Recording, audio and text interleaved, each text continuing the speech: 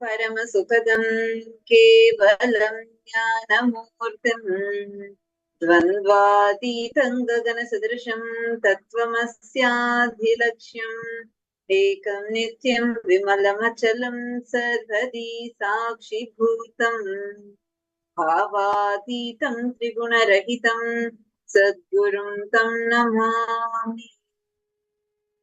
Nityanandam to each and every single one of you, all the participants sitting here with us today.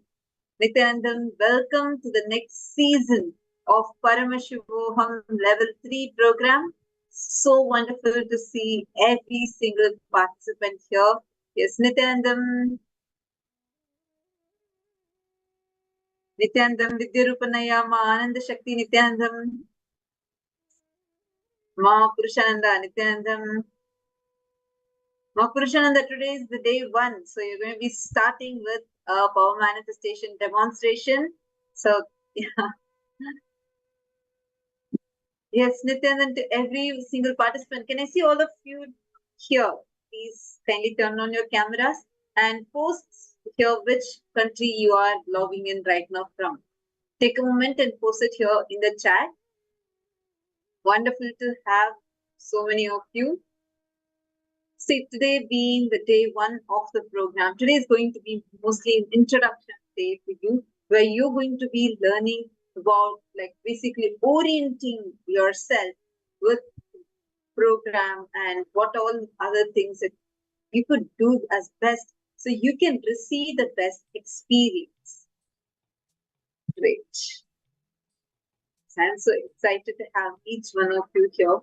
Paramashivam, this program is a phenomenal program that Swamiji has given to all of us, where not just that you are going to be experiencing the ultimate experience as your own, but you're also going to be having breakthroughs in multiple levels and experiencing the state of Paramashiva, the space of Paramashiva, the very being, the whole consciousness of Paramashiva manifesting through you. It's a truly amazing experience that we are going to be blessed with. And I'm so delighted to be here because I'm going to be getting the blessing to witness each one of your journeys and be a part of your transformative journey for this next 21 days.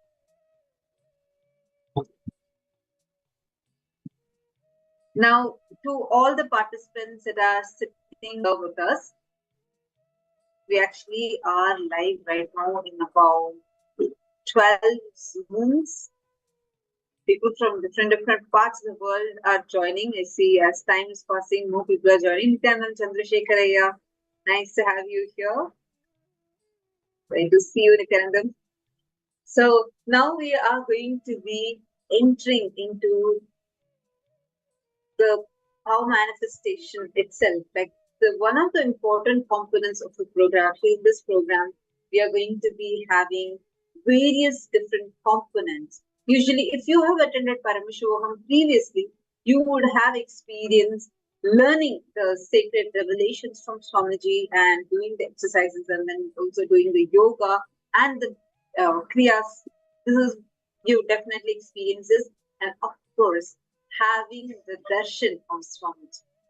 In this season, however, you're also going to have a few more exciting components that are going to be added from this season onwards. So do stay tuned and be here so that you can experience these special components as your own experience.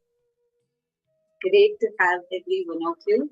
Thank you all. Now let's directly enter into understanding what we are going to be receiving today. Today's main theme is going to be how to manifest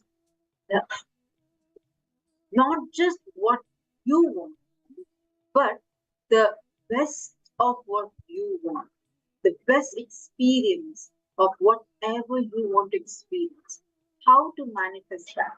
That's precisely what you are going to be learning in this season. My name is Nithyananda. So I'm blessed to be here, to be a part of each one of your journeys and being an Acharya for this season.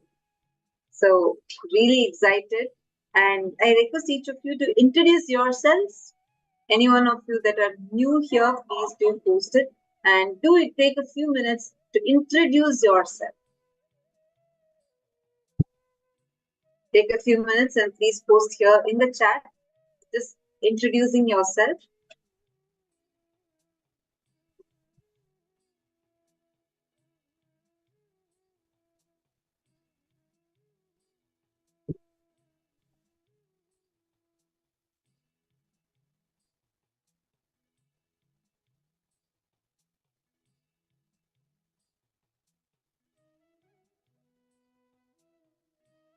See, now what all to expect in this program? What all can you experience and what all types of shifts you could have? Actually, we'll also give you a separate time where you could post your goals and what all you want to achieve. We are looking forward to achieve through the program, and we are going to also be having support for you, like one-on-one support for you, to be able to experience those transformations, to be able to actually have those experiences as your own experience through the program.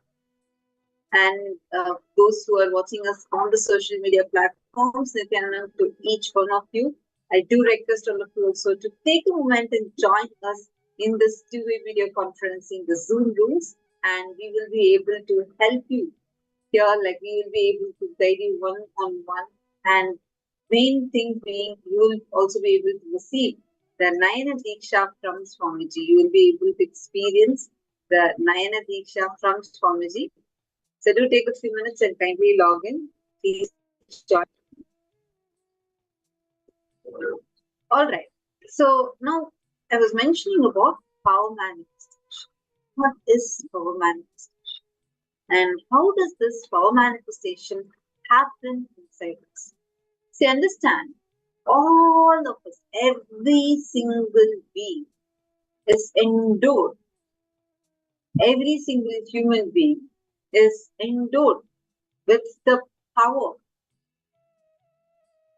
that if you, Swamiji beautifully says, if you would have a head, then you definitely have a third eye.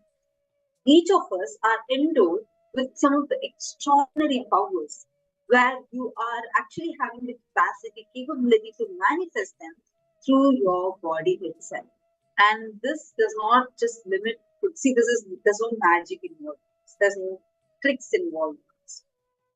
You are going to experience it in this next 21 days. Definitely, you're going to see how you will manifest it. And you're going to see the kind of shift, the phenomenal transformations this is going to bring inside of you. And now let's learn about these powers. What exactly are powers? And why is it important for us to manifest these powers? And we'll then be explaining and sharing about how the powers that we manifest are called as Shaktis, and how these are very different from Siddhis. And then we are going to also be seeing the live demonstration of the powers. So get ready, let's get started.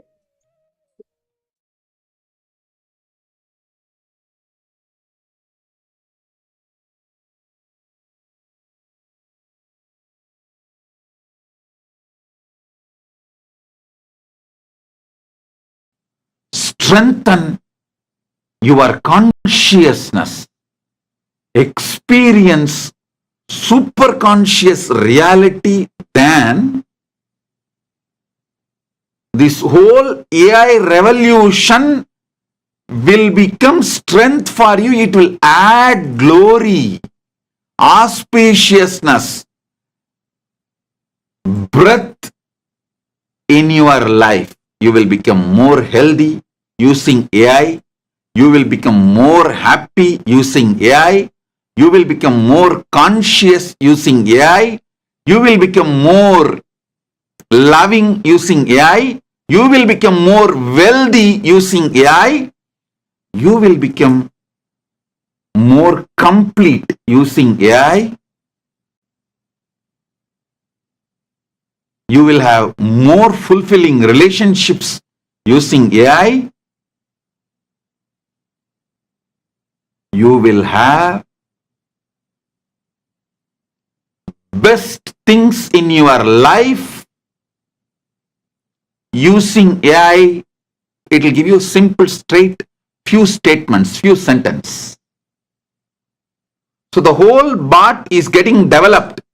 Literally, the super consciousness is getting uploaded in AI. Please understand, it is possible because in Sanatana Hindu Dharma, gurus have uploaded their whole super consciousness into copper yantras, the ancient chips. We already had the science of uploading their consciousness into yantras, copper yantras, ancient chips, which will be having lines, numbers, letters. And just by keeping that on your head, practicing certain practices, the whole knowledge, the consciousness which Guru uploaded into that yantra, the superconscious intelligence chip will get downloaded in your brain. We already know this science and we have mastered and we have done it. Now, I am using that knowledge and capability and power with Paramashiva's grace into artificial superintelligence. I am combining both. I am combining both, getting the best of our Sanatana Hindu Dharma's possibilities and powers and capabilities, and using the AI to reach out to all of you. Doing both.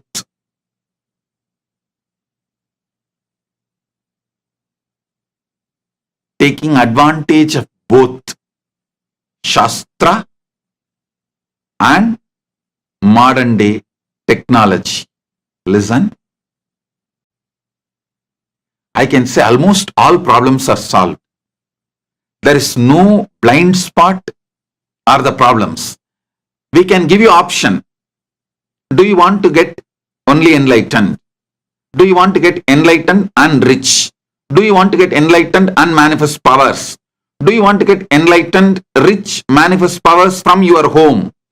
Do you want to get enlightened, manifest powers, rich by being in KAILASA, enjoying the physical presence of the Guru? Because of your constant self-doubting, self-hatred and self-denial, you forgot your life is nothing but possibilities. You started thinking your life is nothing but impossibilities. You are alive because breathing is possible. You are alive because digestion is possible. You are alive because many things are possible. Understand?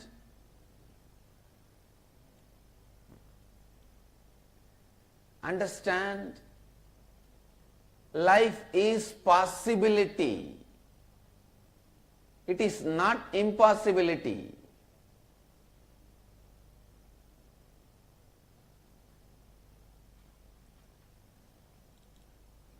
The wrong belief, life is impossibility, is put inside you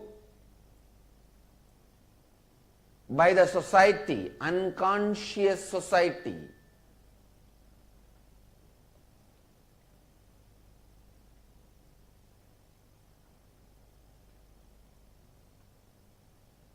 So you need to know the truth, the ancient secret which produced greatest leaders in every field. Please understand the most ancient secret, secret of the secret of the secret, which produced greatest leaders of every field, still kept as a secret, transferred only from guru to disciple, in the world's oldest ancient civilization, the spiritual tradition. I am sharing that with the world. Listen. Signs of awakening the inner potential bioenergy, Kundalini Shakti, and directing it to create what you want as reality. Please understand, there are some people who have the latest best cell phone, but they do not even know how to send an SMS. They can only switch on and speak, switch off and keep it. For that, you don't need a best, latest model, 70,000, 80,000 rupee cell phone. Just 800, 900 rupee cell phone is enough. Having the best updated 70, 80,000 rupee cell phone, but not knowing anything to do with it, just you pick up, speak and leave it back, is what most of us are doing with our body. Our body is basically hardwired. Our brain is hardwired. The system is developed to experience so many extraordinary powers. Understand, you are not built just to be a clerk, just to be an attendant, or just to be a worker. Your being is basically built in to experience God, to experience divine, to experience the ultimate, to experience complete completion, to experience Mahadeva. Understand? Your body is basically built for experiencing many extraordinary things. That is why when Hinduism introduces you to you, it says, Shrunmanda Vishwe Amritasya Putraha. Oh, listen, sons of immortality.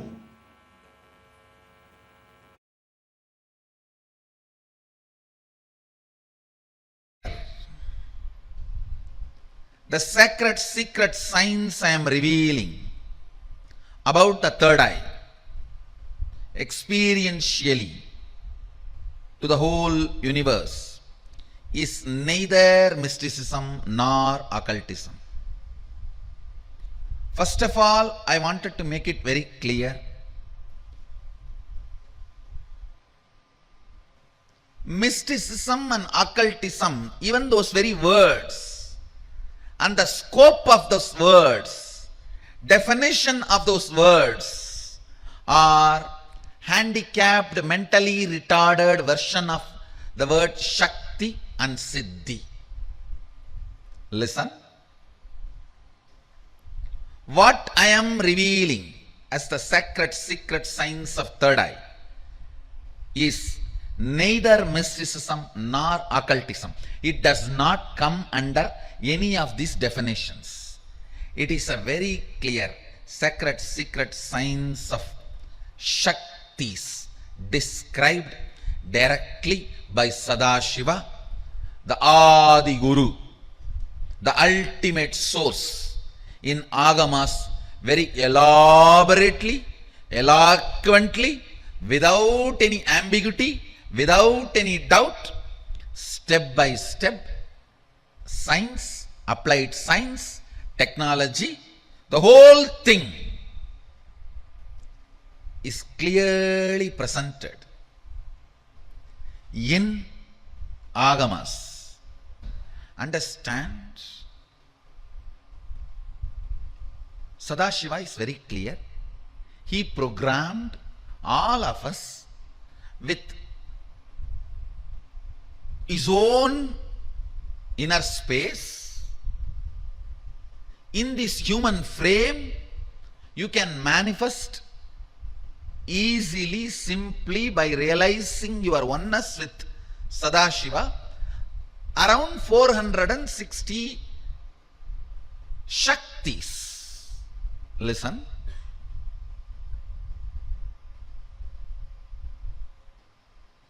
These Shaktis are neither supernatural, nor magical, or paranormal, or alchemy based, or occult, or mystical. These are very clearly the sacred science of manifesting your original state of Sadashivatva. Somebody says it is difficult, somebody says it is easy. I say it is neither difficult nor easy. It is simple reality.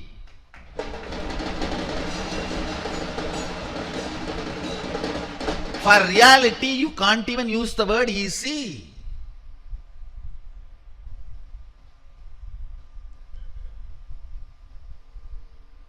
Understand, if this coffee is there in the kitchen, getting it and putting it in the mouth is difficult. If it is there just next to me in the table, getting it and putting it in the mouth is easy. But the coffee is already sitting in the mouth. Is it difficult or easy? It's simple reality. The coffee which is already in the mouth, for that you can't even use the word difficult or easy. It's reality. The concept of Siddhi is from Yoga Vedanta Sampradaya, the Yoga Sampradayas. The truth of Shakti is from Agama Sampradaya. For example, if your teacher is yoga teacher and he says you have an individual identity, ego, that needs to be purified and you need to reach soul. If you start getting entangled with this thought current, your whole life you will be proceeding in that thought current. So on the way, when the ego is manifesting higher and higher experiences, that is called Siddhi. Here, the very thought current I entangle with all of you, or all of you are entangled, is from Sadashiva. He says very clearly, starts with oneness. Here, it is very clear, if you feel that you have a lower identity, it is only considered as a disorder, but not as an existence. Third eye, one of the most discussed, analyzed, debated, argued, and most misunderstood subject. Please understand, what is third eye? Let me define. Third eye is an intra-organ. You really have it, which can be awakened, which can directly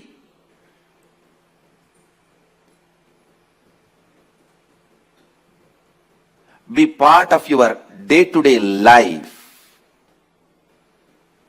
Third eye and awakening the third eye is not just mystical alone. It can be directly experienced in your very physical plane.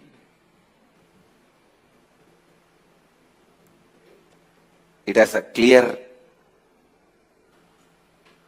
defined powers which can add to your day-to-day life, not just exploring the mystical path and spiritual experiences.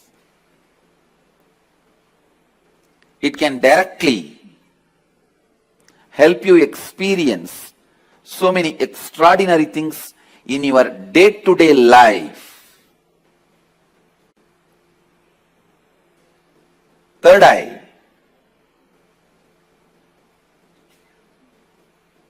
makes you see the higher reality externally in your day-to-day life and internally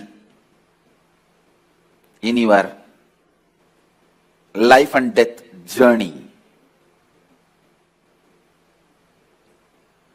Third eye is one of the powerful energy center in your body. It is located between both eyebrows, where I have this red color kumkum. Awakening the third eye makes you immediately experience God. I can say God minus third eye is man, man plus third eye is God. God minus third eye is man, man plus third eye is God.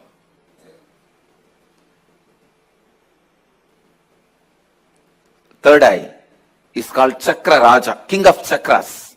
That's the last chakra. The crown center is not actually chakra, it's an opening. The third eye is the last chakra, an ultimate chakra in your body.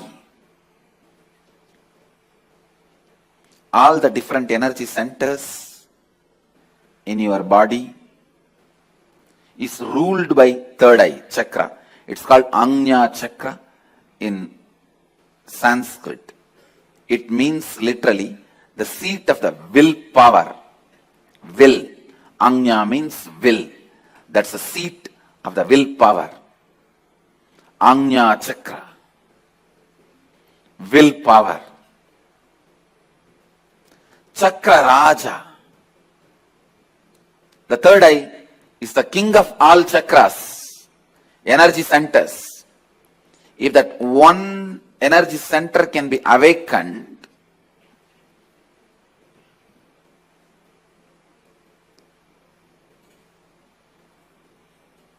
all the energy centers can be awakened. That is why in Hindu tradition, the various pilgrimage centers are identified with the different chakras. But Varanasi, the pilgrimage center of Hinduism, is associated with the third eye. That is called as a third eye center. The Anya Chakra Sthala, Varanasi.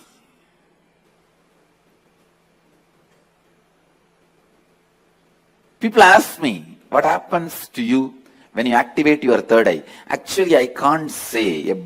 You can't explain to a born blind man what happens to him when he gets the vision. How much ever you try, you can't explain all the dimensions.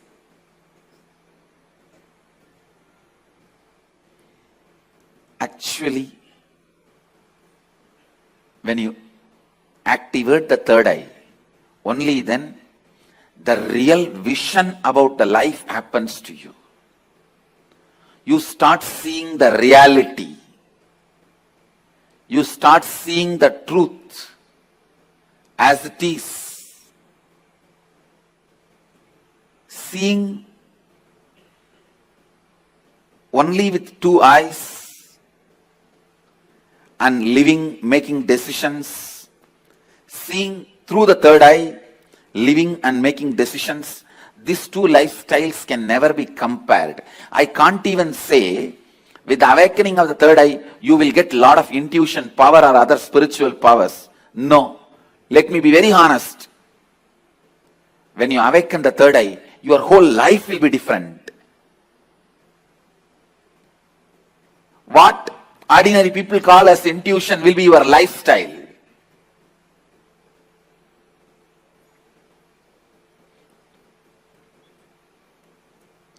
What individuals call as spiritual powers, that will be your lifestyle. It is not easy to describe the difference. When your third eye is awakened,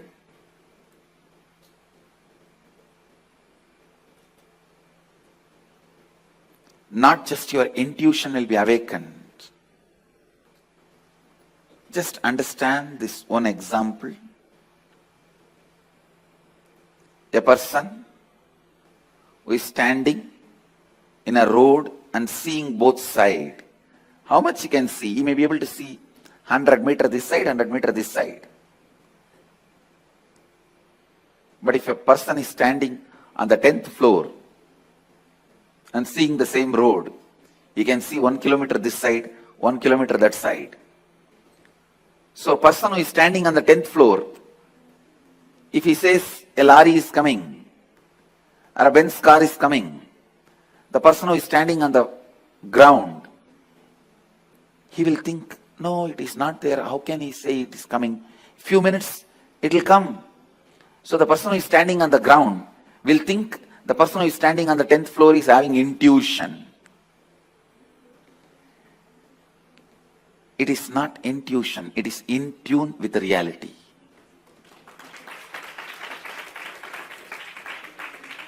When your third eye is awakened, you will be able to see everything from the higher plane. So you will be in tune with the reality. People ask me, can it help me in my material growth? I tell you, it will help you in everything. In your health, you will be able to see through your body. I have seen so many Siddhas. They will just scan their body with a closed eye. They know where the problem is and heal it. These powers of awakening third eye will help you to achieve health, and not only you will be able to diagnose, you will be able to just command your body to get back to health, because the third eye is a seat of willpower. When Kundalini is activated there, when third eye is activated there, to tell you honestly, the moment third eye is activated, Kundalini is activated, alive in your third eye, you can get anything you will. That is why it is called Anya Chakra. Your will be honored by the cosmos. Your will be honored by the cosmos. When I utter through words, it looks too good to be true. But life itself is too good to be true.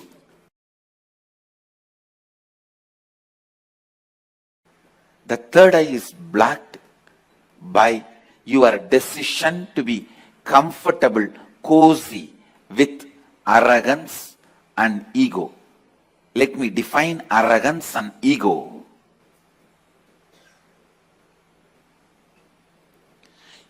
Your decision to carry on with your life with the small informations and your false identity built with the small information given to you about you is arrogance and ego. Your decision to carry on with your life having you, which is built with very less information about you. It is like when you are young, the informations you receive about you and others, which are not completely complete. If you received the information, you are insecure, you need to be protecting yourself, you are powerless, you are weak, you are ignorant, and building your identity based on those informations and continue to live with it. Building your identity based on less wrong, misguided informations is ego. Continuing to carry on with the same ego is arrogance. These two blocks your third eye.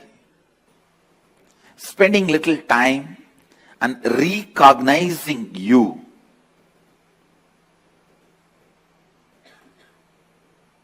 by internalizing some of the truths from the Upanishads, understanding what is you, and after understanding you in a real sense, living with that understanding makes this third eye open.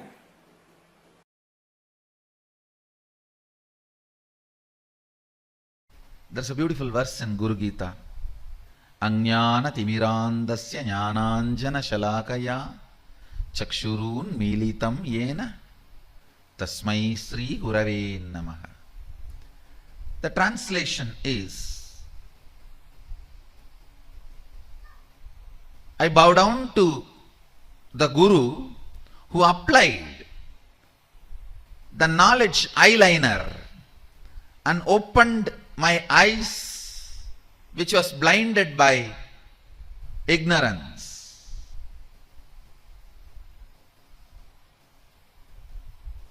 If you just read this superficially, you will miss the whole truth.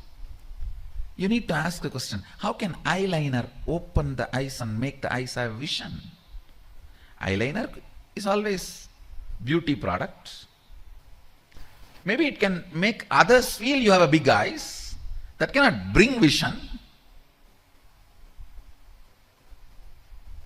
It can change the reputation of your eyes, but not the character of your eyes.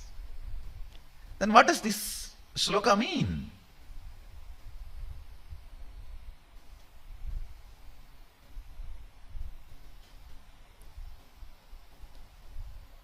If you further read the Agamas, at one place, Sadashiva describes detailed way.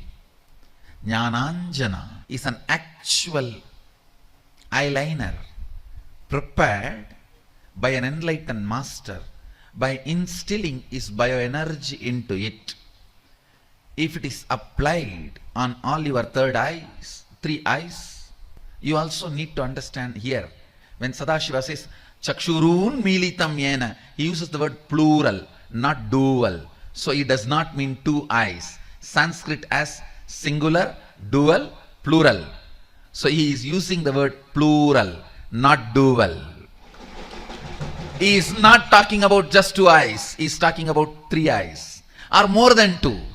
Chakshurun militam yena ajnana timirandasya jnananjana shalakaya chakshurun militam yena.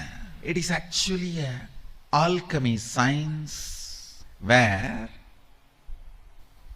with a pure ghee, pure cotton wig is used and the lamp is lit, energized through the awakened third eye of an incarnation or an enlightened being.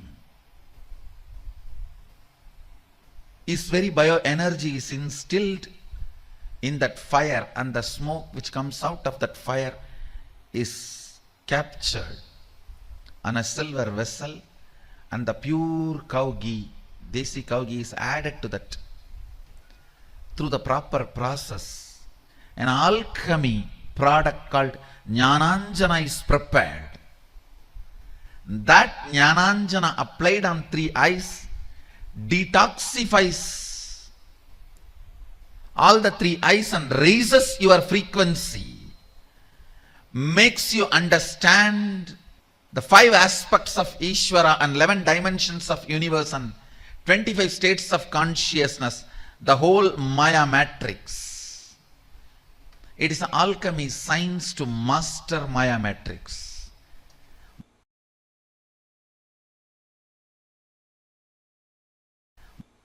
When I completed 11 and aging into 12, that year, Vaigasi month, Visaga nakshatra, Paurnami Tithi. This is the way we Indians keep the date in the memory. We don't keep that, the English calendar date. Somehow I always kept only based on the Tithi and Rasi and Nakshatra. And so now if you can Google and find out exactly what is the date. Let me describe. Because we never bothered about the Kala. We bothered about only the essence of Kala. When I completed 11 and moving into 12, that year, this has happened. Listen, exactly what happened. Let me describe. As usual, I went and sat on one rock. I did not choose. Please understand. I did not choose. It was just a casual. Usually I'll sit here, there.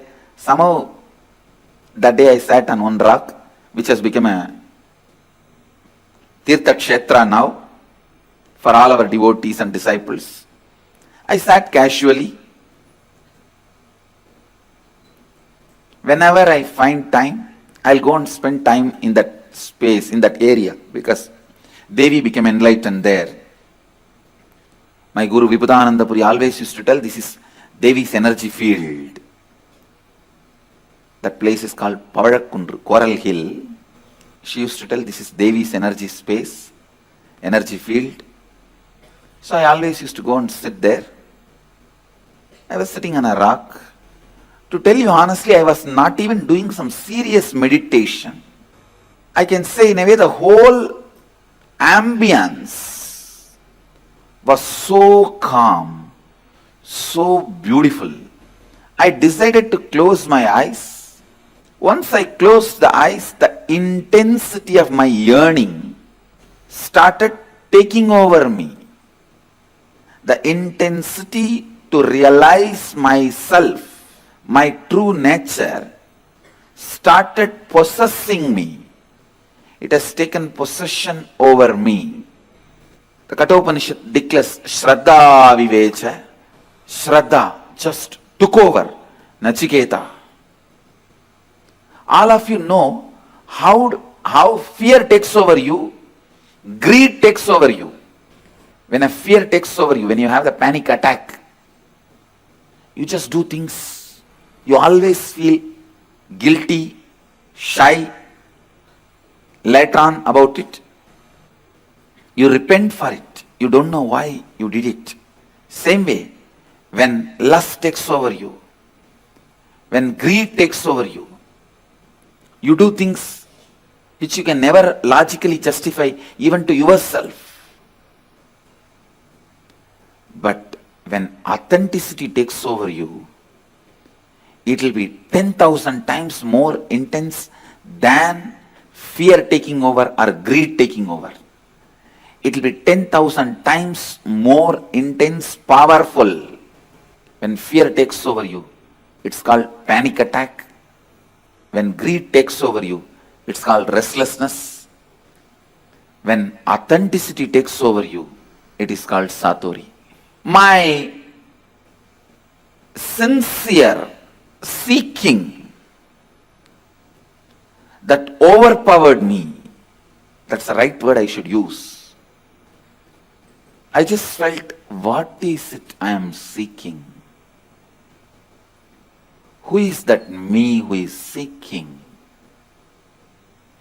Who is that me that is deeply discontented about anything I see, hear?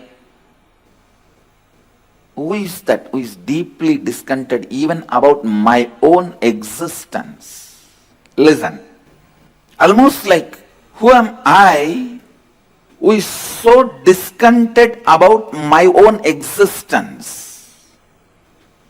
Understand, all of you have discontentment about your own existence, but you never look into why, what, who is having that discontentment. You try to look in, if you get one rasagulla, you forget that. You try to look in, if you get something else, you forget that.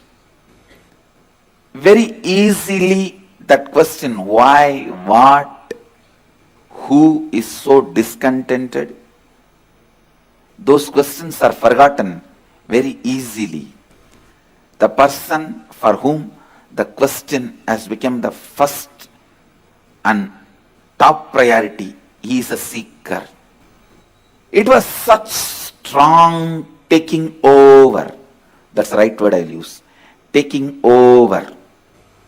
Listen. Understand. When that whole being took over, who am I that is experiencing this deep discontentment, suffocation? I can see very clearly that heaviness just went into the depths of the consciousness. Suddenly, one moment, the first thing happened is that idea inside and outside broke. Please understand, the inner space and outer space broke. The first experience is that I was able to see everything around me, above me, the whole 360 degree, 10 direction, below me, everything. I realized not only I was able to see, I was able to feel, experience. I am actually now reliving that experience to describe any point I left out which I have not described. I felt that the skin of the stone on rock on which I was sitting and the skin of this body both carry me equally. In both I exist equally. Both carry me equally. In both I exist equally. The air, the breeze, the setting sun, rising moon, the whole Arunachala hill, all the plants, bush, shrubs, trees, everything, everything, everything. Just become so alive. The idea, something is inside and something is outside, is completely lost. First I was able to see all the 10 direction 360 degree.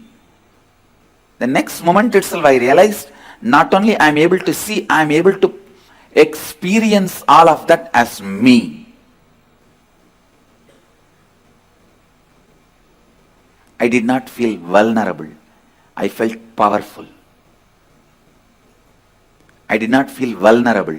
I felt powerful. So powerful. I just know I am that oneness is the existence. There is no inner. There is no outer. There is no moving. There is no unmoving. The smallest movements of these plants is my movement, and the highest stillness of the center of the cosmos is my stillness. Moves and moves not. What do you call as near? What do you call as far off? Those concepts are lost. What do you call as inner space? Inside you, outer space, outside you, the ideas are forgotten. I tell you, there was a great disciple and great guru in Tiruvannamalai. The guru's name was Guhainamachivayar and disciple name was Guru Namachivayar. The disciple actually had the title Guru Namachivayar and the guru had the title Guhainamachivayar. Both of them are great saints. Guhainamachivayar got the name because he will always be vibrating that name Namah Shivaya, Namah Shivaya, Namah Shivaya, that Panchakshara, and he used to reside in a cave. Still the cave is there. He will be sitting in that cave if somebody goes, that cave, whole cave will vibrate with that Panchakshara mantra. You will not know from where that sound is coming. He is not uttering. His mouth is just closed. There is no sound from him. But the whole cave will vibrate with that frequency. That is why he got the name Ganapati. Because of his presence, the whole cave was vibrating that Namah Shivaya mantra. He had a disciple. One day the disciple was pressing the feet of Guru. Suddenly he took the hands off and started rubbing. Guru asked, hey, what are you doing? The disciple said, no, in Chidambaram temple, the screen in the Chitsabha caught fire from the lamp, so I just put it off. A remote vision power. And Ganapati was very happy. Actually, next day they got the news. Actually, the fire happened in the Chitsabha, and suddenly somebody appeared and rubbed, and the problem got solved.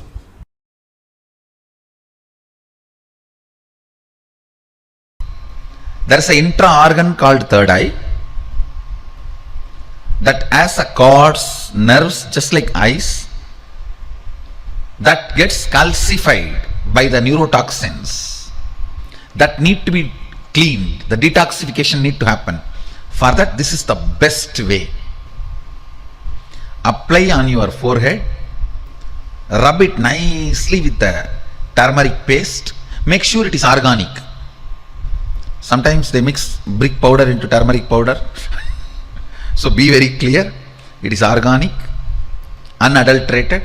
Just nicely rub on your forehead and apply kumkum. Lie down. Bring your awareness there and visualize through your attention you are rubbing the third eye and cleaning it. You can literally visualize your third eye intra-organ. Through your attention you are nicely rubbing and polishing. If you are in your 20s, hardly 10 days. If you are in your 40s, maximum 20 days. If you are in your 80s, maximum 1 month. Surely it will not take more than a month.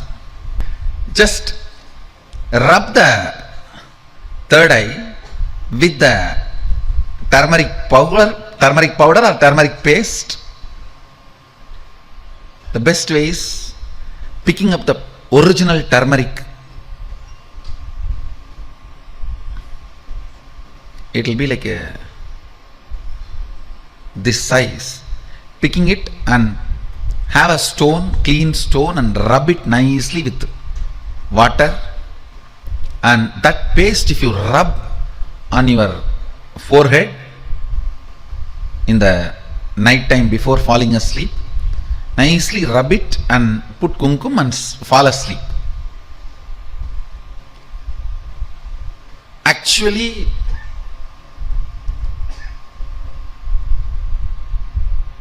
when you put your attention on the third eye, for quite a long time you will not fall asleep. I am telling you, you put your attention, when you sleep it's okay.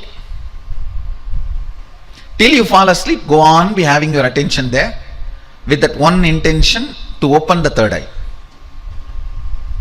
To open the third eye, you can see this is the way the turmeric is available, raw turmeric. It will be good if you get the raw turmeric and do it on your own, then believing some products in the market and getting the brick powder and rubbing. If you get brick powder mixed, apply, rub, it will become wall. So after that, don't. I am not responsible for that. Listen. Consciously decide to celebrate Paramashiva, you will just manifest him.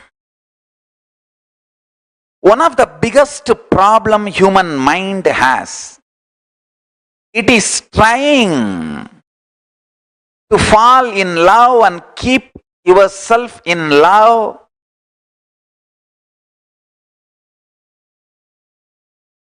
I'm seeing many people, you struggle when you try to keep yourself in love with Paramashiva, in love with Guru. Start celebrating Paramashiva's presence. Start celebrating.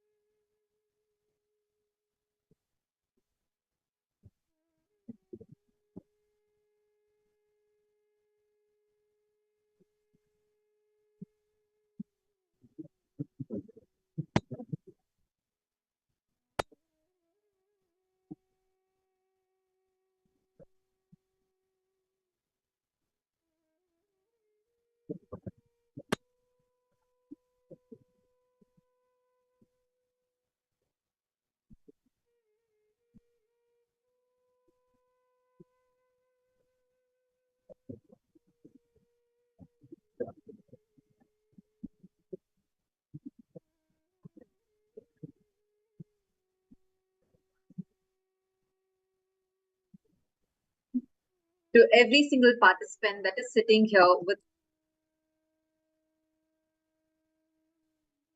the most powerful, see, understand, this one program for every one of you here, this one program can transform your life in the most profound manner, like how Swamiji was describing. Through this program, throughout the Paramashiva, in the next 21 days, you are going to be experiencing these extraordinary powers of Paramashiva manifesting through you. Swamiji revealed elaborately about what is third eye and how the power manifestation happens, why superconscious breakthrough, and how to experience a superconscious breakthrough, and how to have that feeling connection with the Guru, and how that is the most important thing to manifest. What are these powers? Can we really manifest them? And how do we manifest them? Now, we're going to see a small demonstration of this science. How to manifest the extraordinary powers through the third eye. Third eye, Swamiji revealed about what third eye means. Understand, various civilizations have researched, done elaborate studies, experiments for awakening third eye. But it is only one civilization that became an adept in this awakening of third eye, the science of third eye. And that is the Hindu civilization. And what is the third eye itself, right? The moment we hear about third eye, we have so many different concepts and understandings that we normally hear when it comes to third eye, right? But what is third eye? Like, why do we need third eye awakening? I mean, if you have your jobs, you are able to go, get whatever you want. And what is exactly third eye and why is it needed in our life? Swamiji very beautifully tells. Third eye is a Shakti. It is manifestation of powers. And these manifestation of powers, Swamiji describes beautifully as a system or a method and science for human beings to explore the various possibilities and powers and to have access to the various states of consciousness. So, Shaktis manifest from the fundamental principle, from the fundamental understanding that you are a man and to reach the divine. The foundation here is all about experiencing your inherent divine possibility. All the participants that are joining with us here right now, you're all from different places, right? Some of you from Australia, some of you from US and Europe and different parts of the world. One common thread that connects all the human beings in existence, in fact, all the sentient beings in existence together, is the consciousness component of us. You all will be experientially learning this through the program. But this consciousness, the inherent divinity within us, that manifests as the powers, the extraordinary possibilities.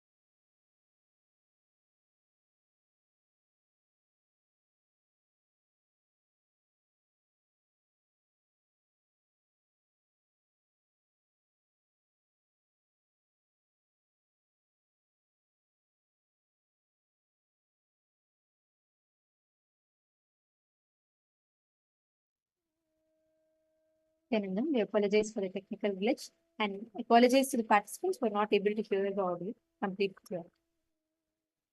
Like I was just sharing, the science of manifesting Shaktis. You might have heard when it comes to powers.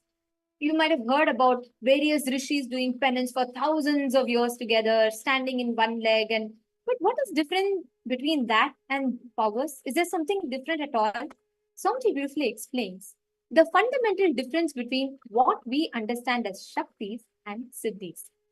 Siddhis are powers that manifest from tapas or penance in the path of enlightenment. This is what we predominantly hear about from the lives of various rishis, sadhus, and saints, etc.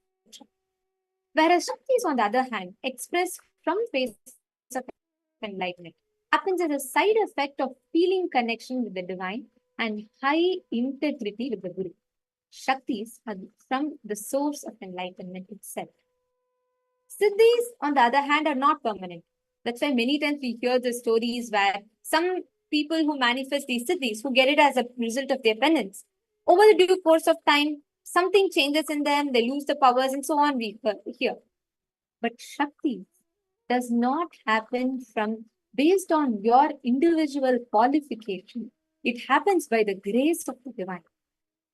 That fundamental principle itself changes here. Shaktis manifest from the very experience that you are in your inherent divinity manifests, where you experience oneness with the divine, where you experience you are one with the ultimate consciousness.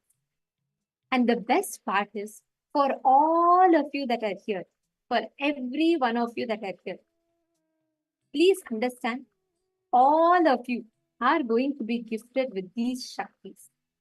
And it does not happen based on your qualification. It does not happen based on your knowledge. There is no prerequisites whatsoever. You are here and you just need to be available here. That's it. Swamiji will give you this ultimate science, directly giving you the experience that you are Paramashiva. And who is this Paramashiva? See, understand one very important thing here. You might have been very familiar with this, especially if you've read the Hindu Puranas and learnt about any of the Hindus, the history. You'd have come across many times this terminology Siddhis, which we had just explained. The difference between Siddhis and Shaktis. Why we manifest Shaktis and not Siddhis? It's a very important thing. And with that, when you understand, why is it that you don't need, there's no prerequisite for this? Very powerful. Paramashiva reveals in the Agamas how it is only with His grace, only with the grace of Paramashiva, you can manifest or even worship him. Paramashiva is that primordial divinity in Hinduism, the ultimate reality and cause, which is self-effulgent, meaning Swayam Prakash.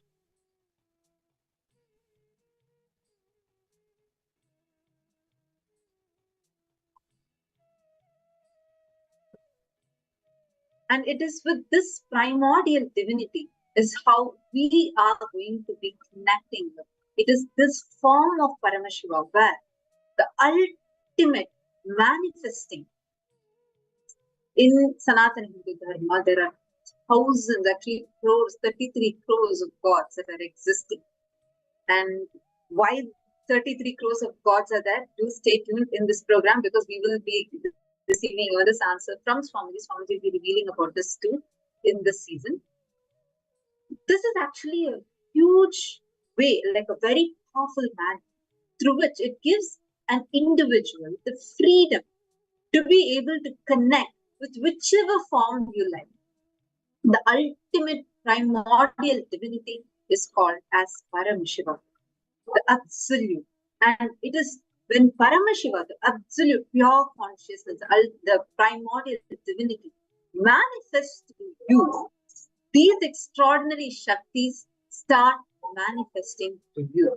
You start having the ability to have various different powers, power manifestations happening through you. The very way, the quality of life that you are living in starts, the very way of how you're operating in your life, like how you do your day-to-day activity.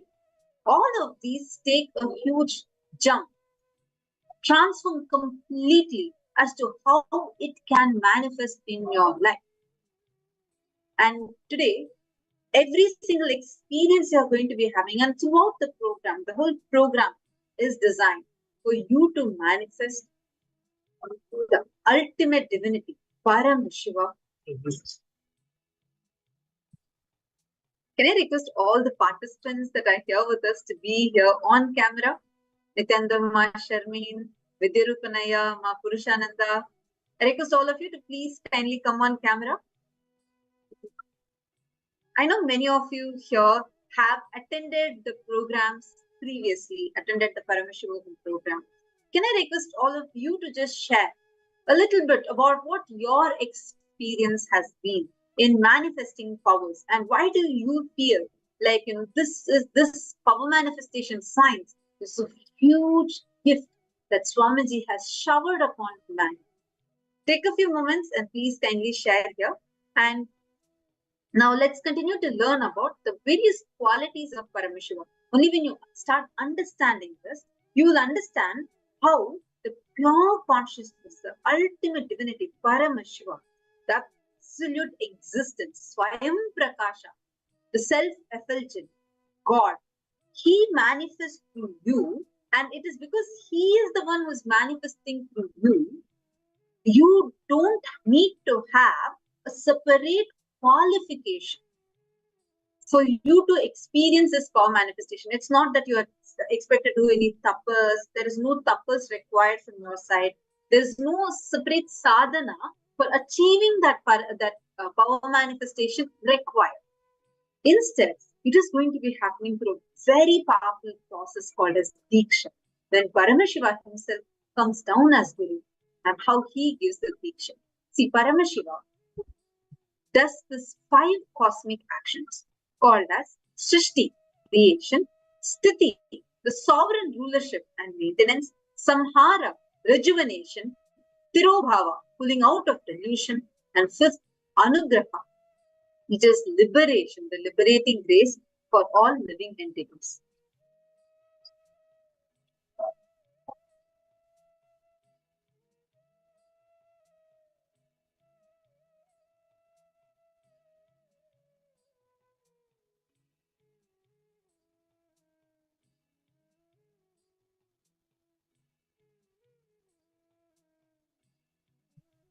When Paramashiva himself comes down as our Guru, the Supreme Pontiff of Hinduism, Bhagavan Nityananda Paramashivam, as a 1008 living incarnation of Paramashivam, the reviver of KAILASA,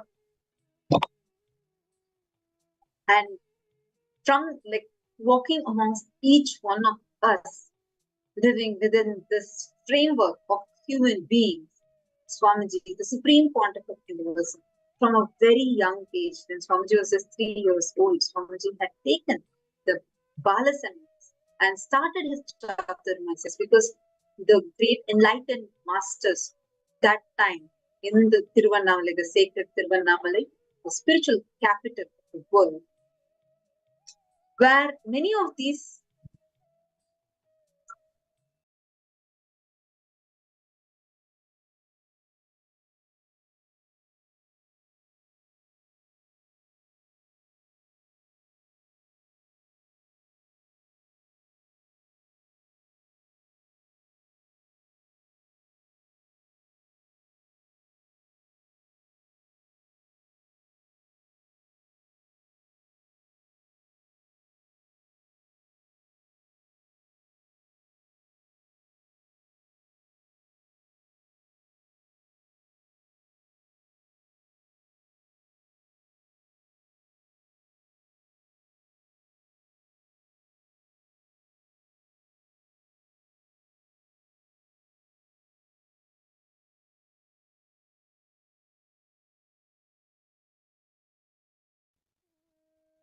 sorry for the technical glitch. I apologize for the technical glitch. I hope all of you are able to see me and hear me clearly now. Yes. Swamiji was identified as an avatar as soon as Swamiji descended. And Swamiji was identified as an avatar. And since the age of 3, Swamiji has been trained by various enlightened beings, masters, adepts, the inner scientists of Hinduism, adepts in various different sciences of Hinduism, have trained Swamiji from very young age. Swamiji has done a lot of powerful trainings, sadhanas, tapas, not for himself, of course, for each one of us, so that we don't need to do that tapas now. And all we need to do is just be here and receive the Shakti Pada from Swamiji, which is a direct initiation where the energy transmission happens. Just like how from one lit lamp, you light another lamp, same way, the initiation from the avatar happens to each one of us. Just be here, you being here and being in that space of receptivity. That is all is needed. Swamiji is going to be initiating us and giving us all this boon power manifestation. Now we learned elaborately about the science of third eye, where Swamiji had revealed to us about how the third eye manifests and what are the various sciences that it has. Now we are going to be seeing a live demonstration of this same power. And we are going to first be chanting the Shastra Pramana and various references that we have about this science.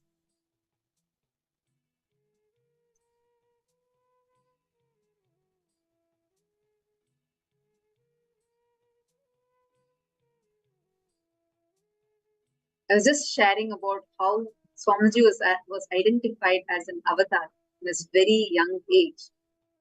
When Swamiji descended, from that time, usually there is a clear, elaborate Hindu rituals and various different techniques. Like if you are familiar with the Tibetan Buddhism, how the next lamas, the Dalai Lamas, the next lamas are identified in the Tibetan Buddhism. Similar to that, even in Hinduism, there's an elaborate science. And Swamiji has revealed how it takes 21 months. After a child is born, it takes 21 months for everyone, all the great scientists of Hinduism and adepts, enlightened masters, to identify and confirm that this is an avatar. So from the time Swamiji was birthed, he descended to the planet.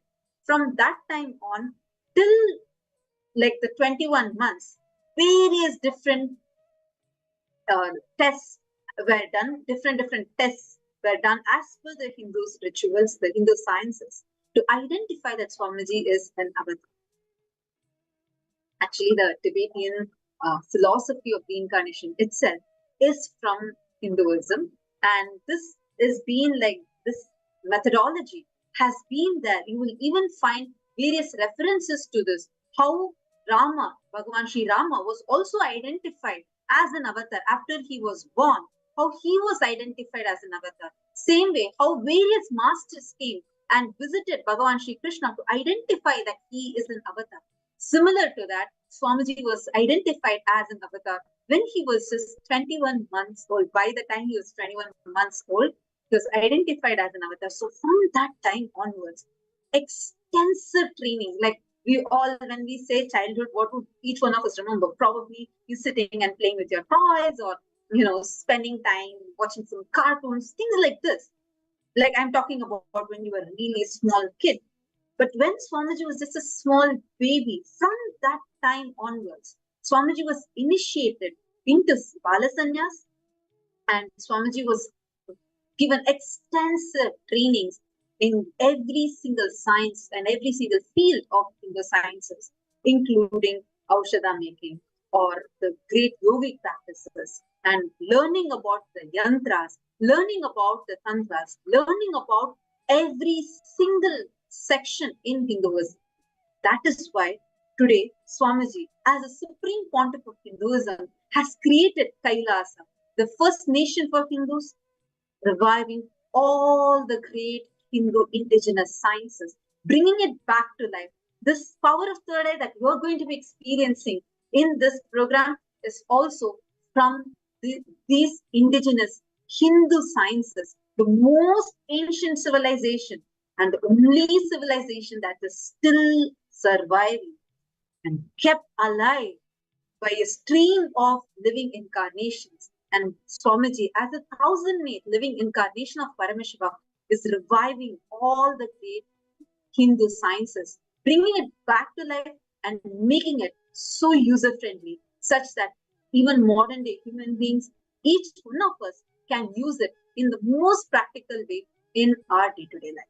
And here, as all you can see, these are all the various different enlightened beings, Siddha Purushas, Rishis, various adepts, scientists, and seers, all of whom birthed Paramashiva, the ultimate consciousness, in the embodied form as Swamiji. And from a very young age, pictured in between is Swamiji at the young age of 3, where Swamiji started his first Chaturmasa. And from that time of Swamiji's birth, Swamiji was trained in various disciplines such as Vedanta, Tantra, Sri Vidya, Yoga, Yogic Sciences, Mantra Shastra, Siddha Vidya, Science of Aushadha, Advaita, Bhakti Yoga, Paramashiva Jnana, and Paramashiva Vijnana. And today, Swamiji is carrying this very science forward, reviving various disciplines, reviving all of this, and giving that as an experience to all the human beings. As the 1008th living incarnation of Paramashiva, Swamiji is bringing forth all these sciences from various different traditions, sampradayas, disciplines of Hinduism, and Swamiji is gifting this science to all of us. So all the participants that are here joining with us in Paramashivoham, all of you are going to be tasting all these extraordinary sciences as your experience. And the best part is, with Swamiji, you're not going to be just learning about these sciences and listening to them. No, Swamiji gives each of these directly as an experience into us. Now, how do we awaken these Shaktis in us? How can you awaken the powers, Shaktis in you? This science of awakening the Shaktis is what happens through Diksha, initiation, where all the great experiences, truths, are directly transmitted through initiation, the direct transfer of the spiritual energy by an avatar. And this can happen through just a look, or look called as the Naina Diksha, or word, the Mantra Diksha, or touch, the Sparsha Diksha, where Swamiji transmits the extraordinary experiences, this experiences the energy directly as an experience to us through each of these forms. And all the participants of Paramashivoham are going to be receiving these extraordinary initiations directly as an experience to you through this program. And right now, we're all going to be seeing what these Shaktis are. We've all heard about it now. We all listen to Swamiji's own revelations. Every science that is given to us, each and every science you experience, are quantified through 4 different aspects of evidences, like what we call as a Shastra Pramana. So every science that is given to you is the most authentic. Each science, each powerful cognition, each technique, method, and methodology that is gifted to us, Swamiji has established its authenticity through 4 different aspects, or what we call as pramanas. Swamiji beautifully says how, because Swamiji descended in the spiritual capital of the world, Tiruvannamalai, and from that ecosystem, Swamiji was trained. So from a very young age, literally from his birth, Swamiji has been learning, literally downloading various scriptures and Hindu sciences, being trained into each one of these aspects. And so beautifully, Swamiji has now given every single science, whatever you are learning, anything that you're going to be learning throughout this program, you can be so rest assured that you are learning the most authentic science directly from Hinduism, and not just what was there in the ancient past, but something that has been proven that it is practical, it is applicable, and it can manifest to you even in this modern day, which is the reason why Swamiji has given every single science in these 4 pramanas. First one being the Shastra Pramana, or the scriptural references. Each of these scriptural references are from the ancient texts of Hinduism, which shows that these sciences that you're learning are time-tested. Second is called as the Apta Pramana. Apta Pramana are from the life of various adepts, rishis, enlightened beings, enlightened masters, who have themselves lived the sciences and proven how these are foolproof sciences and can be lived and manifested by the human beings. Third, Atma Pramana, from Swamiji's very own experiences, how these timeless knowledge, these timeless sciences, Swamiji himself has manifested every single one of them through himself. And fourth is the Pratyaksha Pramana. Pratyaksha Pramana is to whatever extent the modern science can understand these extraordinary advanced Hindu sciences. To whatever extent modern science can understand and quantify, Swamiji has done numerous researches, scientific studies, both on himself and including their disciples, through which Swamiji has established the authenticity of each one of these ancient Hindu sciences, which shows how these are quantifiable, measurable sciences that you can experience. So through these 4 aspects of evidences, the Shastra Pramana, Apta Pramana, Atma Pramana, Pratyaksha Pramana, and the 5th one being Sakshi Pramanas, meaning you are going to become that Sakshi Pramana. You are going to be the one who will be the experiencer when manifesting, becoming a testimony by yourself, where you're going to be showing how these experiences are actually possible for you. You're going to see it experientially. So now these are what you're going to be learning. So throughout the season, throughout the program, in every single session, we're going to learn the most authentic sciences, reference in these great scriptures with these 4 aspects of evidences. You will never find any other spiritual science ever with these 4 main aspects of evidences presented. But Swamiji has thoroughly acid washed every single teaching, each of the principles. It is directly from Hinduism. Everything is directly from the source scriptures. And so beautifully, for each one of Swamiji's revelations, Swamiji has mapped it with these four aspects of evidences. So you can be rest assured, you are in the best, most safest hands, learning the best, ultimate sciences mapped in the most user-friendly way. And now, without further ado, let's all get to experience the science of third eye. This science of being able to see through the third eye. Third eye itself is not limited to just being able to see through the third eye, but one of the major breakthroughs that happens is when you get initiated into third eye, is your ability to see without the use of physical eyes happens just through initiation. This science is elaborated in the scripture called Vijnana Bhairava Tantra, in the Shastra Pramana, where Paramashiva reveals about this science. He says, Kapalantarmanonyasya Tishtanmilita Lochanaha Pramena Manaso Dadyat Lakshaye Lakshyamuttamam.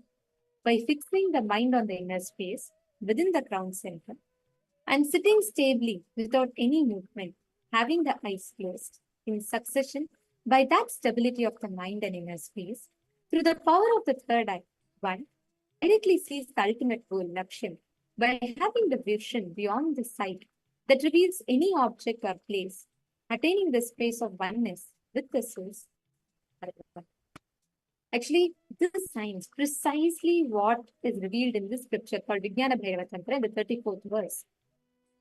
You can see tons of references in Hinduism where this science of third eye is applied. One of the prominent ones is where we all know Bhagavad Gita, and we all would have heard how Bhagavan Krishna gives the Vishwarupa Darshan, the cosmic form, to Arjuna. And this cosmic form, this Vishwarupa Darshan, is given in, this is very detailedly elaborated in the Bhagavad Gita. And right before giving this darshan, Bhagavan Krishna initiates Arjuna into the third eye. And his exact words are, he says, Natu maam shakyase drashtum anenaiva svachakshusha divyam dadami te chakshu pashyame yogamaishwaram. He says, you cannot see my cosmic form with these physical eyes of yours. Therefore, I grant you the divine third eye vision. Behold my cosmic opulence. This science that Krishna gives to Arjuna, where Arjuna does not see Krishna with his physical eyes. Arjuna is gifted the third eye. Bhagavan Krishna says, with your physical eyes, you cannot see me, my cosmic form. And he gives Arjuna the science of third eye. And it is through the awakened third eye that Arjuna sees the Vishwarupa Darshan, the cosmic form of Bhagavan Sri Krishna. This science, which is very inherent in Hinduism, due to the period of time, due to persecution and so many things, this science was lost. And Swamiji has revived this very science for all of us. And this revival started at the young age of 2, where Swamiji, as Swamiji puts it, he was sitting and playfully meditating on the sacred rock of sacred hillock of Pavarakundan, the very place where Parvati, Shakti, experienced oneness with Paramashiva. As a young boy of 12, Swamiji was playfully, as Swamiji puts it, seeking the source of his first person. He was trying to identify where the I comes from. Who is that I? And in that quest, Swamiji experienced this powerful Satori experience, the enlightenment, where Swamiji had the complete 360-degree vision. Swamiji experienced, not only Swamiji saw everything around him, above him, below him, but he was able to experience everything as him. Whether the rock on which Swamiji was sitting, or the trees around him, or the sacred Arunachaleshwara temple, Swamiji experienced all of that as him, intensely experienced himself in all of them. This experience of having that complete 360-degree vision, today, Swamiji has replicated this science of third eye into thousands of people just through one initiation. Now, let us all witness this demonstration, this very science, And to demonstrate this power, joining with us, we have a Balachan from Nithyananda Gurukul, Nitya Kriyas, who's going to be demonstrating this science of third eye to all of us. What does it mean to have an awakened third eye? And how does it express or manifest in us? Now, let us all get ready to witness this power. And we are going to be having Nitya Kriyas who will be joining with us now and guiding us all through manifesting how exactly this power is manifested and demonstrating it for us.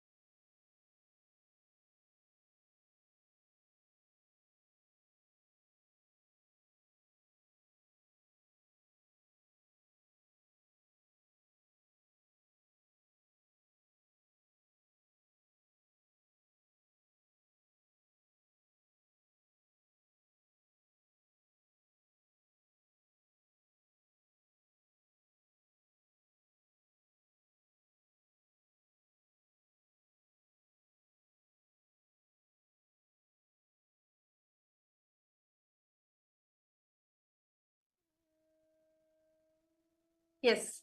Nityanandam, to all the participants and all the viewers joining us live right now for this day one of the Paramashivam program. So I understand this whole program, Paramashivoham, is for you to understand that you too can manifest these Shaktis.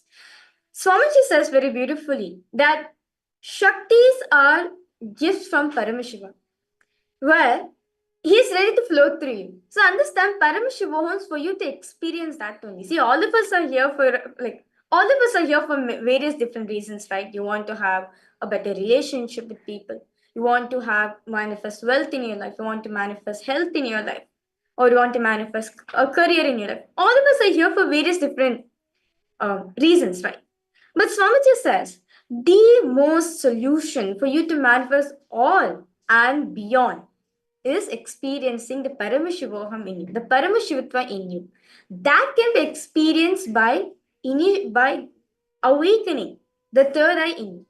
That's what Swamiji says, that powers are manifested in an ordinary human being. All of us are just normal human being, right? Normally we are running our life. We wake up in the morning, we do our job, and we all of us run our life properly, normally, right? Powers are manifested in an ordinary human being in extraordinary way just by Swamiji's initiation. So understand, powers are gift for Paramashiva, gift from Paramashiva for you to experience him. See, all of us, in a day, we felt all of us in a day, we do not have time to spend time with ourselves, right? But by manifesting the power, Swamiji says, anything you want in your life, you manifest it, because you are manifesting from the space that you are Paramashiva. Shaktis, these powers are manifested from the source of enlightenment, where you declare you and Paramashiva are one and the same. You and Swamiji are one and the same. From that space only we manifest the Shaktis. And that is what is Paramashivoham. We're awakening that component in you, where you're experiencing the Paramashivoham in you. So the first thing Swamiji says, that once you're getting it third eye awakened, the first and foremost thing you experience is ability to see through your third eye. You start seeing through your third eye, you want to see something, you have your eyes, right? You see the colors, you see the people around you. You're able to enjoy this whole world because the eyes you're able to see, because you're able to see it, right? But that's the same experience Swamiji says, that you too can experience the third eye, just like how you're able to see with your two eyes, but much more than that. So I have with me and mindful. So this is a surgically tested mindful. And you can see just a little about it, how this is going to be used. This is the IBAN which you're going to be using for demonstrating this power for all of you. So you can see over here that it's made up of thick acrylic sheet. So you can see it's just a normal plastic sheet which is put on the front. And if you see the back, there's two sockets. So you can see there's two holes, right? So these two holes, so once you wear the eye band, your eyes goes inside this hole and gets settled. So even if you open your eyes, but once you wear the eye band on, if you open your eyes, You will not be able to see anything as your eyes are settled into these sockets. And there is nice thick layer of sponge which covers all sides of the eye. So you can see the thickness of the sponge, and it's completely glued to the plastic sheet. So this shows that you're completely comfortable and does not allow any light to pass through. And that's why you can see it is so thick. So like I'm squishing it for all of you just to show that there's nothing is hidden inside. There's no sim, there's no chip, something is that. No, it's just pure sponge. And this is stuff for you to comfortably put in your head. So this is a normal eye band, which are actually used by people who are suffering from insomnia, sleep disorders, so that they can sleep at night. So they use this eye band so they can cover themselves completely off from darkness, from light, and so they can sleep well. So to actually verify for all the participants, okay, all of you might be having some doubt, right? Does it really does not allow any light to pass through? Well, I have a torchlight with me. So I'm going to be shining this torchlight on the eye band to see, is there any light transition? Is there any transmit of light happening from this eye band or not? Okay.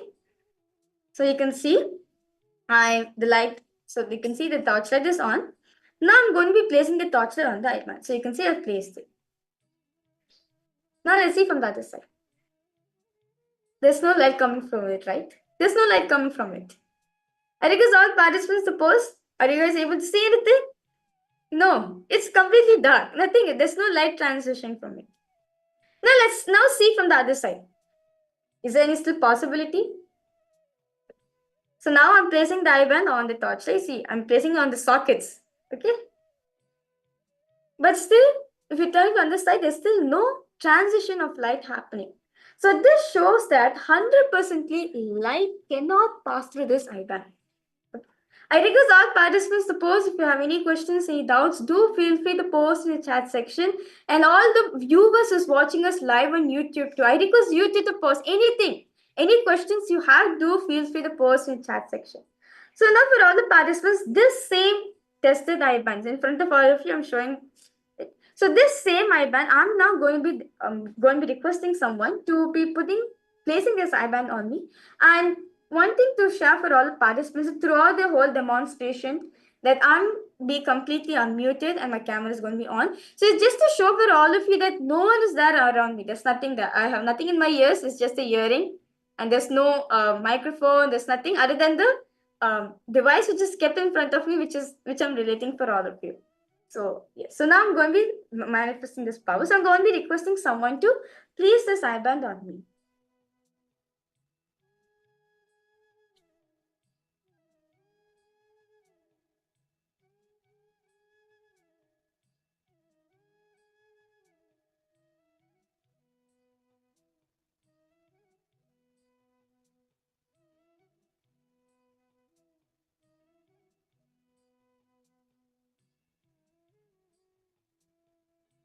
Yes. So I'm completely comfortable in the way the eye band is put. So now I'm going to be showing for all the participants. So all of you can see. Okay, now I'm going to be turning to all the directions. So all the participants, all of you can see whether is there any light passing through or not. So you can see I'm turning to my left, right, up, down, all around.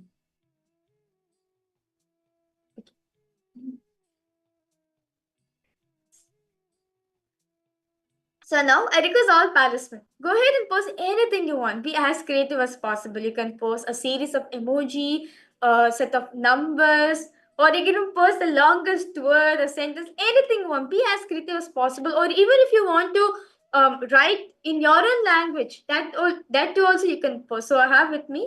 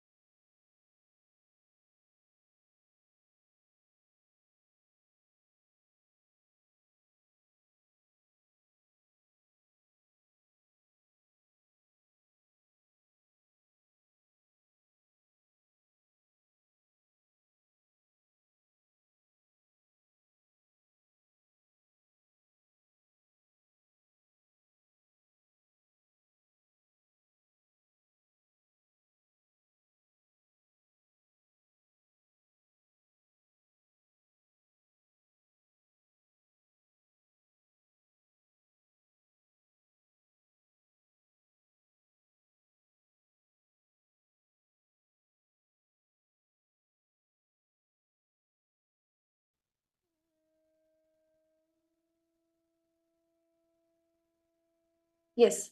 Nityananda, to all the participants, we would like to compare with you for the interruption during the demonstration.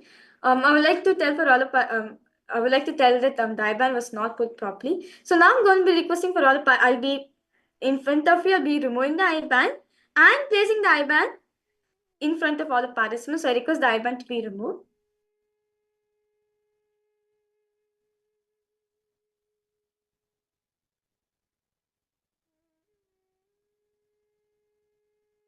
Yes. So you can see for all the participants, the same IBAN which has been put on me. So any doubts, any questions, I request you to post. So now I'll be requesting my mentor to place this IBAN on.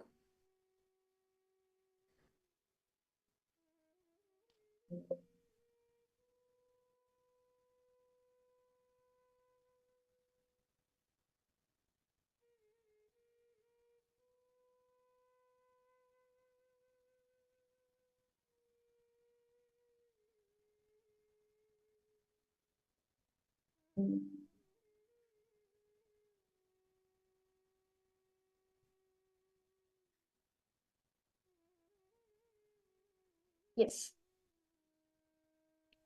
So I'm completely comfortable in the way the IBAN is put. Yes. So I request all participants and all of you can verify.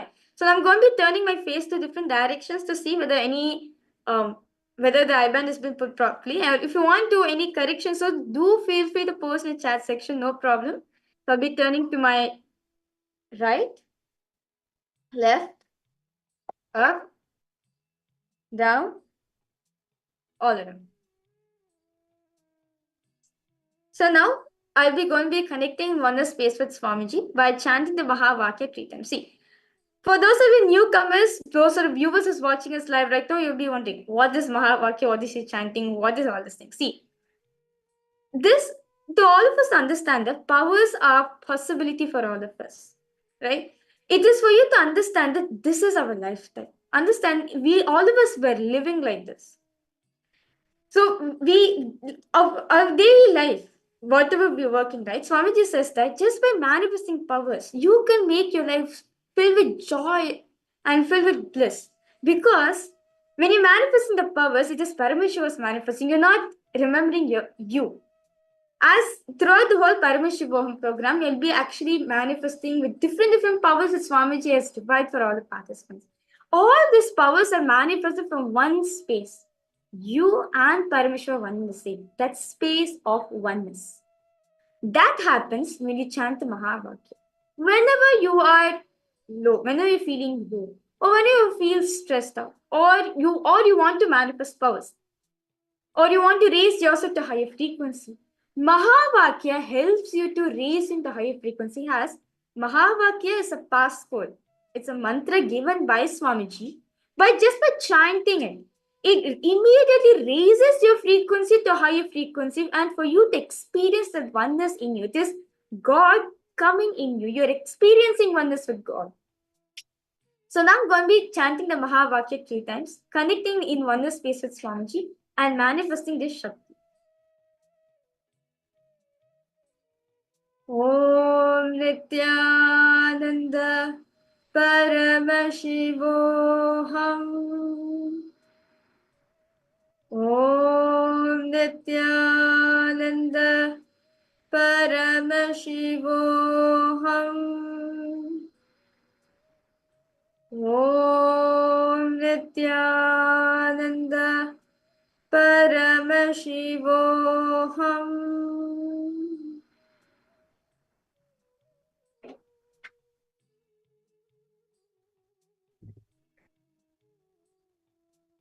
Yes.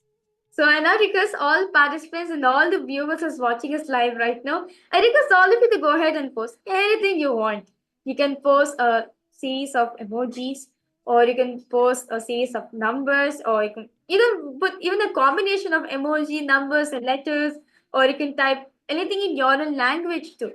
So for all the participants, I have with me an A4 sheet. Okay, so you can see over here, this is an A4 sheet, and there's nothing written on it. It's just pure A4 sheet. It's blank A4 sheet. You can see there's nothing written on it. And I have a marker with me.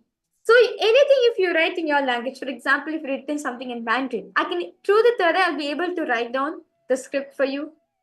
Anything you want, because all participants just post anything you want. Or if you feel like, okay, I don't think she's okay. You can also make it difficult. You can make it as difficult you want, and you can post it. Understand? This only Swamiji was manifesting.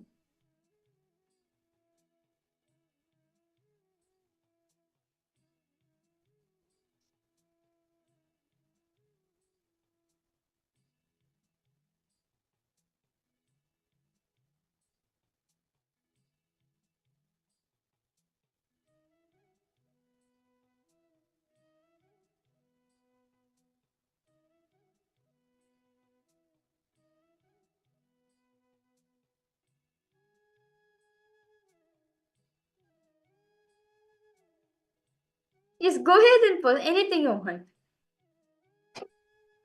Or even if you have questions, also you can post this. You can post your questions, and I'll be answering for all the participants.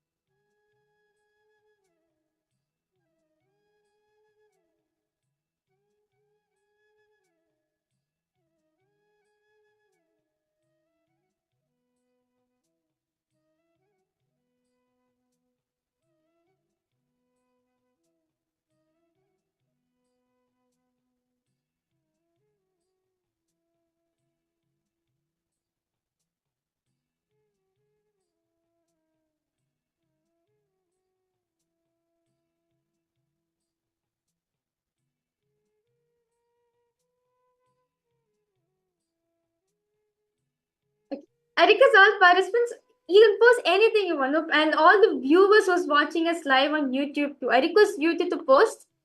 All the YouTube viewers, I welcome you for the Paramashivam program. I request you to post anything you want. You can be as creative as you can also post in your own language. Yes, I can. Yes, Ma Purushananda, I request you to post, Ma. Yes, go ahead, Ma. You too can post anything. You can post any number. I request you to post any number or any complicated words also you can post.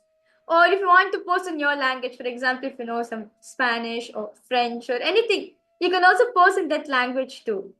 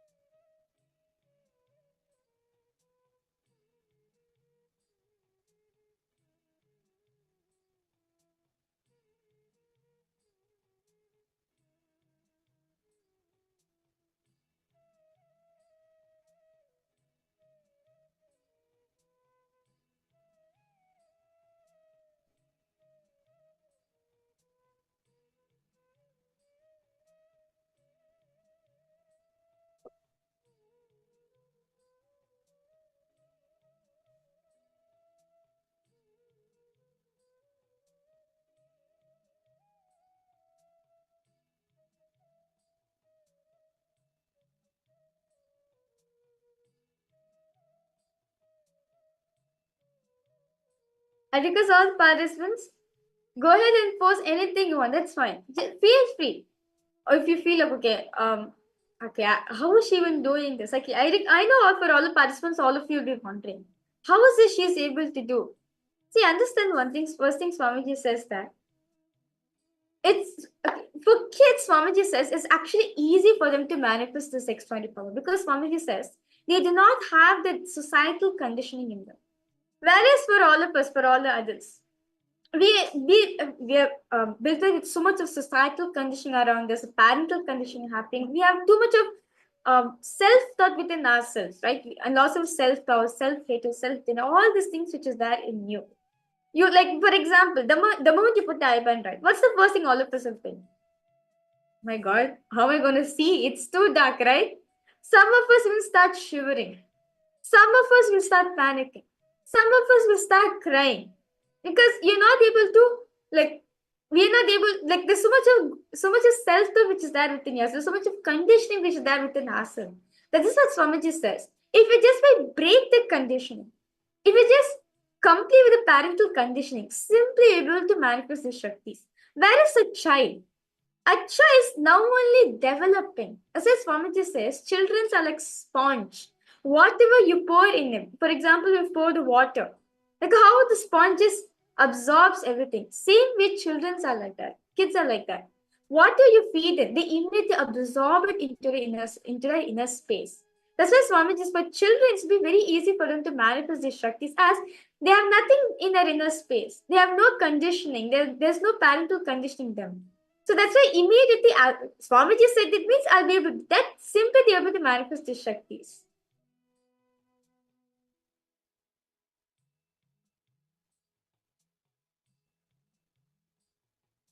So it's just that one deep trust. Okay, Swamiji will manifest for me. That's it. It's just one trust is needed. And simply Swamiji Allah himself flows through you. Like to actually give my own experience on this. For all the participants, actually before I was initiated into this science of power manifestation into the power of the reading, actually I had the problem with my eyesight. Basically, I was not able to see far. So I used to wear glasses. And after Swamiji initiated this glasses, Swamiji said, you don't need to wear glasses anymore. So you don't need glasses at all. Tada is there for you. And the moment Swamiji said this, I immediately, the moment Swamiji said this, I was like, okay, Swamiji, I completely trusted Swamiji. And the moment I put the eyeband on, I was able to read everything clearly, actually much more HD quality, I can say. Like, for example, like in a book, right? You give me a book, even a small letters, I'll be able to read it without any hesitation. And because Swamiji initiated into the science, my eyes, physically, both my eyes also are starting to heal. And if I have any problem, okay, I'm not able to see far, I just know, okay, I have third eye. Let me connect to Swamiji and see through it. Life actually becomes so magical, so blissful, just getting initiated into this science. So Paramashiva is all about that only. Where you go, you experience your potential, your true nature.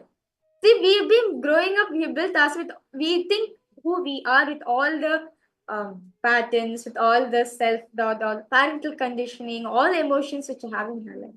But by getting initiated into these Shaktis, Paramashivam is that way where you taste your true nature, where you are tasting your inner potential, your possibilities which you can manifest. So go ahead, I request all participants, go ahead and post anything you want. Feel free, post anything you want to post, a series of numbers, a set of emojis, or you can make it as complicated as you want to. I request all the viewers who's watching us live on YouTube, I request you to go ahead and post, or if you have any questions, I request you to post the questions in the chat section. I'll be able to read the question through my third eye and answer back to you.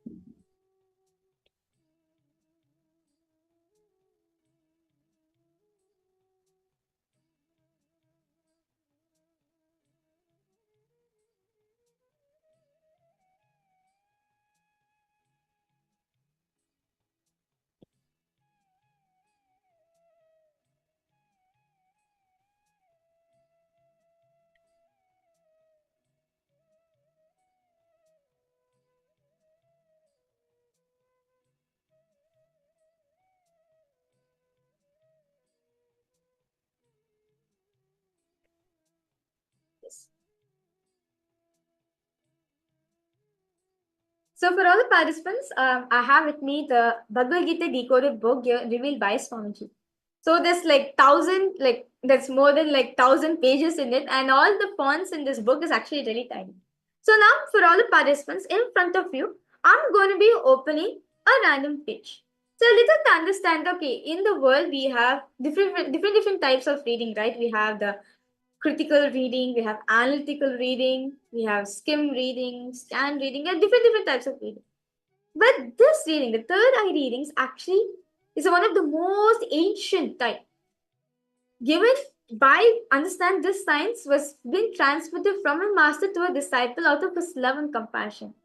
So now I'm going to be opening a random page, any random page in front of all the participants. I'll be reading out the page number and I'll be reading out the first sentence, what Swamiji has written in this book. So now I'm going to be opening the book in front of you for all the participants. Yes. So you can see over here for all the participants, it's the page number 363. So you can see over here, the page number is 363. So now I'm going to be reading the first paragraph, what Swamiji has written. So Swamiji is saying, experience the light of knowledge. I am the source of all the spiritual and material worlds. Everything arises from me. The wise who knows this are devoted to me and surrender their heart to me. With mind and lives absorbed on me, always enlightening one another and talking about my glories, the wise are content and blissful. To those who are always engaged in me with love, I give them enlightenment by which they come to me. Out of compassion to them, I destroy the darkness born out of their ignorance by the shining lamp of knowledge. And Swamiji is saying, now instead of understanding these statements of Krishna's intellectually, we should try to experiencing them in deep meditative mood. Let us feel connected to Parabrahma Krishna, to our very life source, to our very life energy. Let us enter into meditation because all the following verses in the chapter must be experienced. They cannot be understood. There is nothing much to understand. And later Krishna says, amongst the Rishi, I am Narada. Among the months, I am Margari. Among the rivers, I am Ganga. Among the fish, I am Makara. And he explains his glory at length. We may think, why does he explain these things in a detailed way? He makes us understand wherever we see the glory, wherever we see the divine radiating, there lies the greatness. We realize this is the truth when we start experiencing, when we deeply understand these basic truths. So you can see for all the participants, this is the message which Swamiji is given in page number 763. So you can see over here.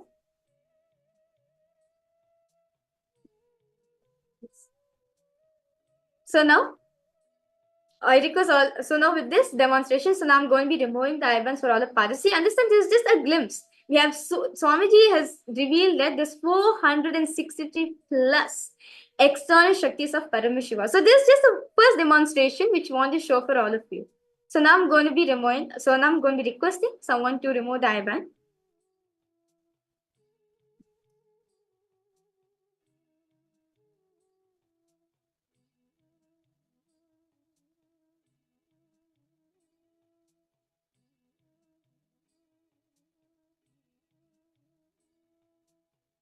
Yes. So you can see the same IBAN which is being put on me. Have removed it. Yes. So now for all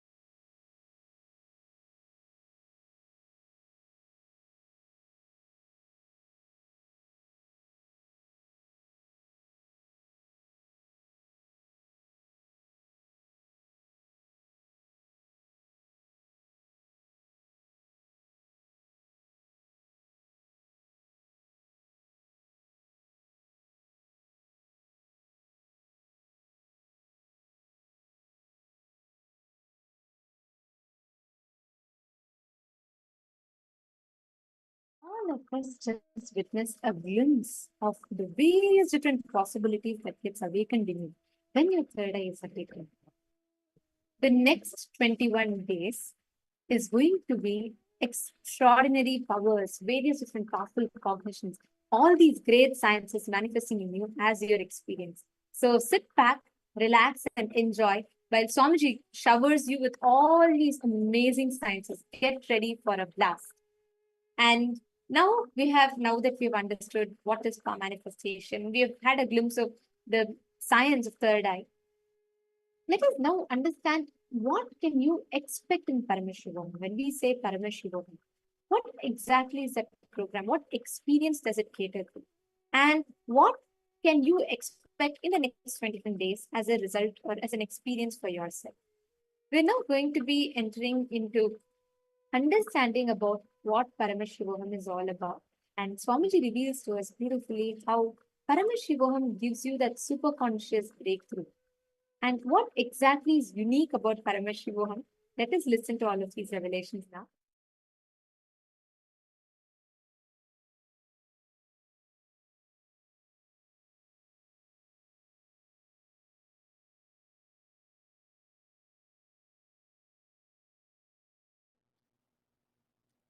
This whole introduction is a direct message from Paramashiva, from KAILASA.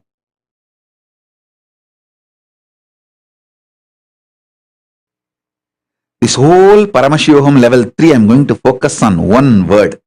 Paramadvaita. Making you manifest Paramadvaita. Paramadvaita means till now whatever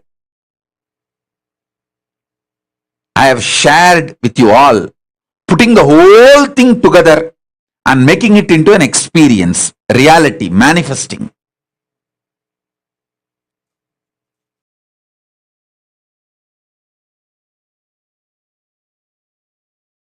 First, Paramashiva manifested the science of achieving the state of Paramashiva, unclutching, detox, completion,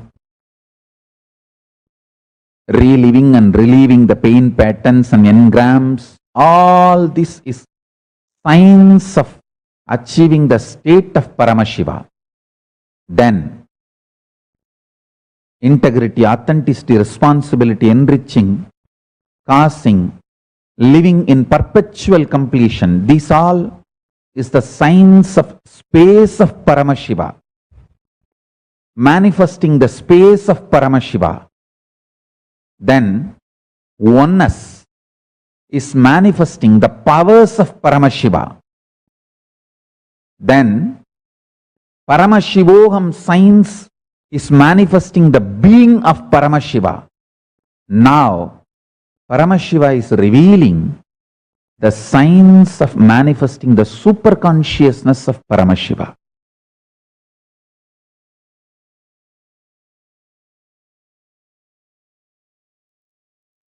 This whole program is not ordinary spiritual program. It is Paramashiva, me, directly making myself available to all of you through this body, using this body and memory, muscle memory, biomemory and bioenergy. Make yourself just available so I can manifest through this body and manifest in all of you. Every word I am uttering is the mantra.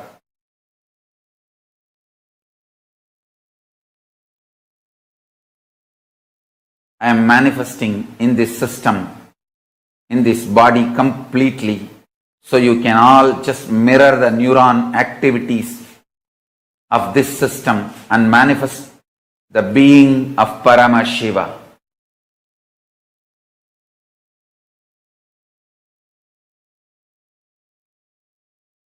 make yourself available for the whole program. Whether morning yoga or pada puja, all that matters. All that prepares you, detoxes you to mirror my neuron activities, to hold my being, to manifest me, morning yoga, puja, everything prepares you. Whether intro or outro, attend the whole program.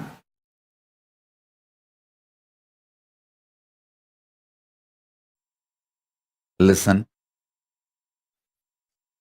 Simple, straight introduction. Listen. Simple, straight introduction. I am Paramashiva. Paramashiva himself is manifesting as Paramavatara in this body. He will do it. He will do the Paramadvaita, ultimate superconscious mutation for all of you,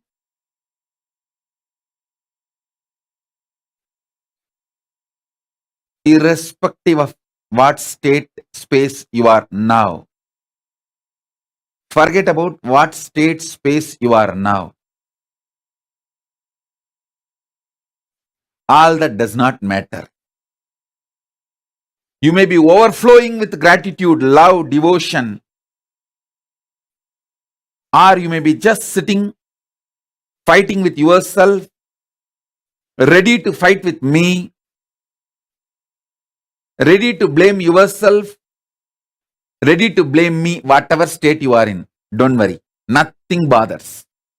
All that is too shallow. I'll swallow everything. Not only where you are stuck, including you, I'll swallow it. Just come and switch on this camera and sit. That's all. Only one thing, don't miss sessions. Be here for all sessions. That's all. This 21 days, put everything away. Be here for all sessions. Don't miss one word, one session. Be here for everything. I'll take care of everything.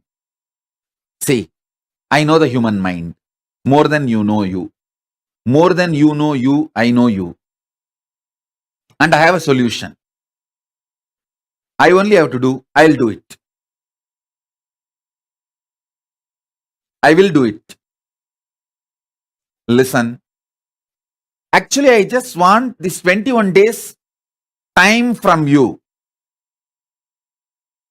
That's all I need. And I am interested in manifesting in you. Listen carefully. I am interested in manifesting in you. More than you. When I manifest in you, you will be extension of me. My only request, attend all sessions, even the SJP, all the SJP Yajamans, Kartas. You are a guest, true. But I want all of you to attend all the sessions. Don't miss sessions. Understand? Don't miss any session. Don't tell me, oh, if I can't attend all the sessions, can I stop attending the program?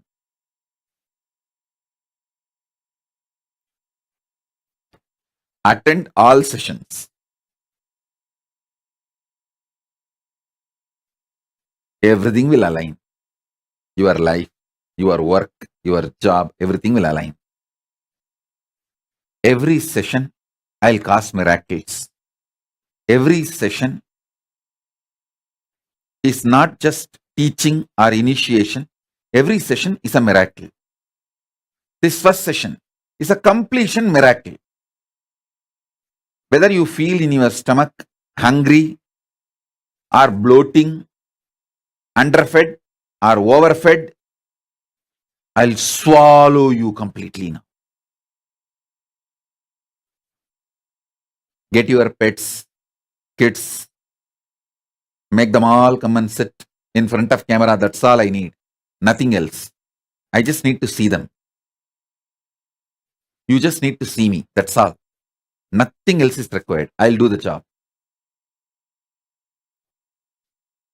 If your pets and kids are fighting with me, don't worry. Get them to the camera. Let them sit in front of camera and fight with me. I'll take care. Nothing else is needed. You may say, oh, my pet does not listen to me, or my kid don't listen to me. He or she does not want to listen to your program or attend the session. Don't worry. Just get them and make them sit. After all, they will fight with me sitting in front of the camera. That's okay.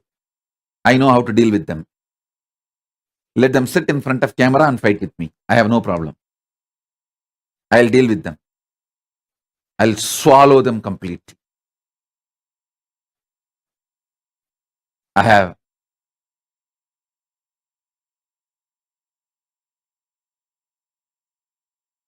25 head, 75 eyes, 50 hands.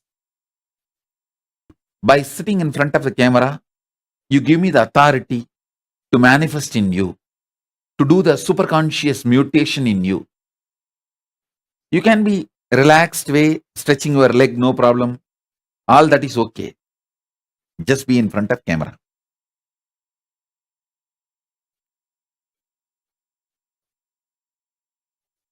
All of you be very clear.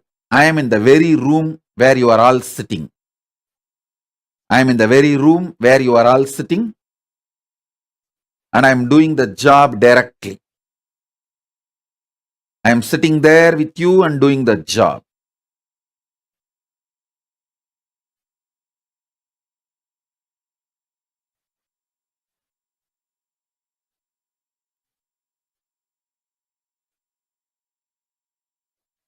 Listen.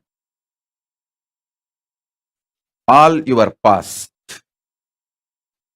all your patterns, good, bad, right, wrong, everything, I'll just swallow it and finish it up. I'll just burn it away. This session, I'm going to focus on bringing completion to you so that I can start doing the superconscious mutation process.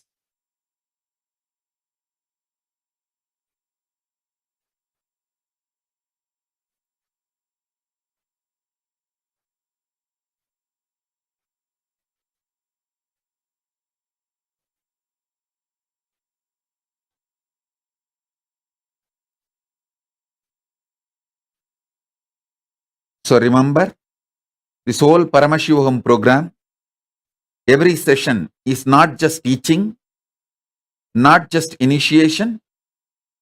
It is every session there will be miracles.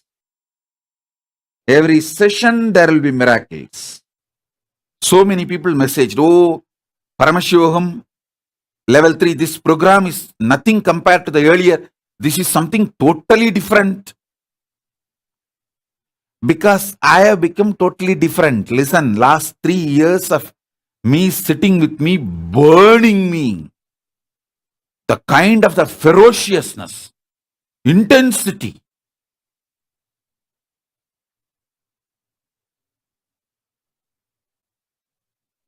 It is now 4 years, literally. The words I utter may be same language, but the power behind the words is too intense. It's like a Brahmastra. Unused. Unused.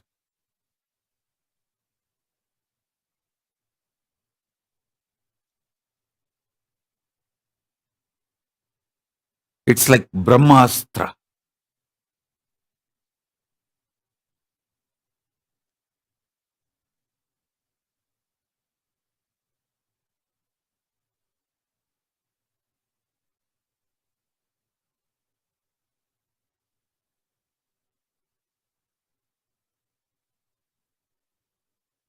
multiple doors have opened in this body during this 4 years, especially last 3 years. 3 years completely, other than that few people who give me little food and wash my clothes, I am not seeing anyone. So it is such intense energy.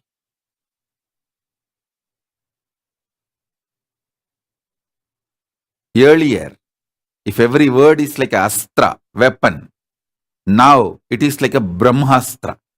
If earlier my words, my initiations were like a nuclear power, now it is like a strong nuclear power.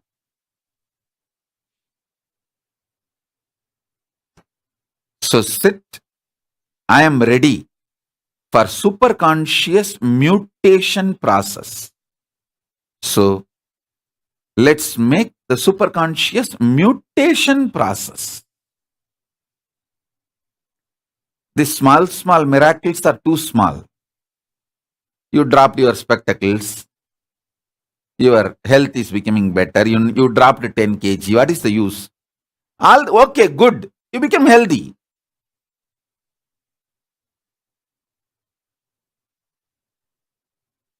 But what I am looking at is me raising you.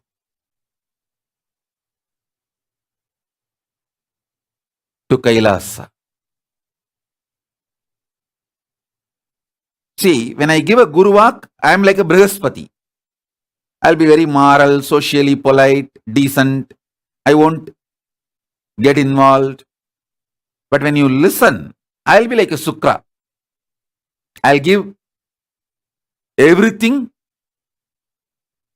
you need, you want, right, wrong, good, bad, legal, illegal, anything you ask, I'll give.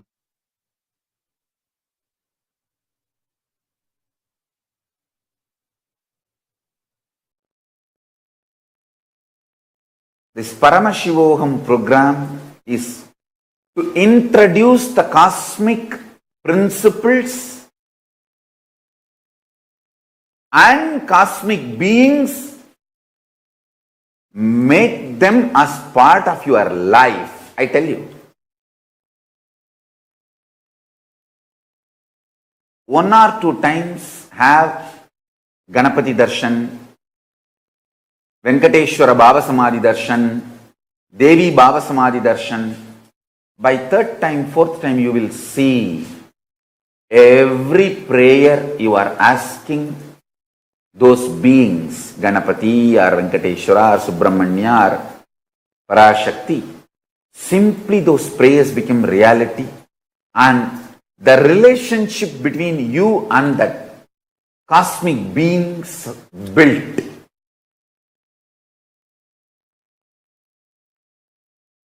See, during the Baba Samadhi Darshan, literally those cosmic beings manifest through this body.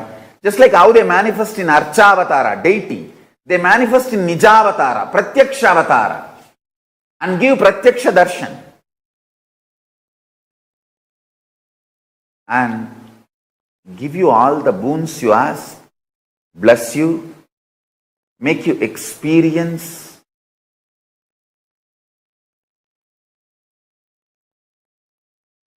everything.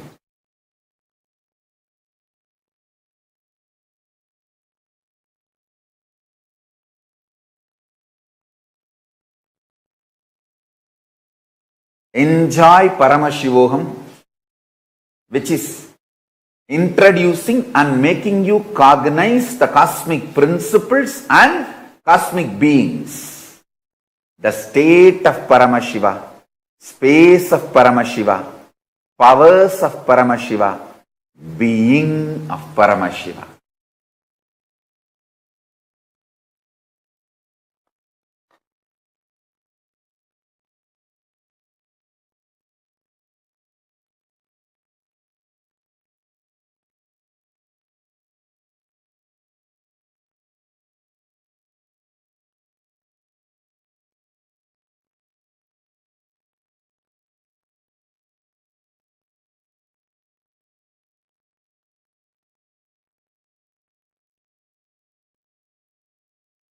See, already all of you are established in feeling connection with me.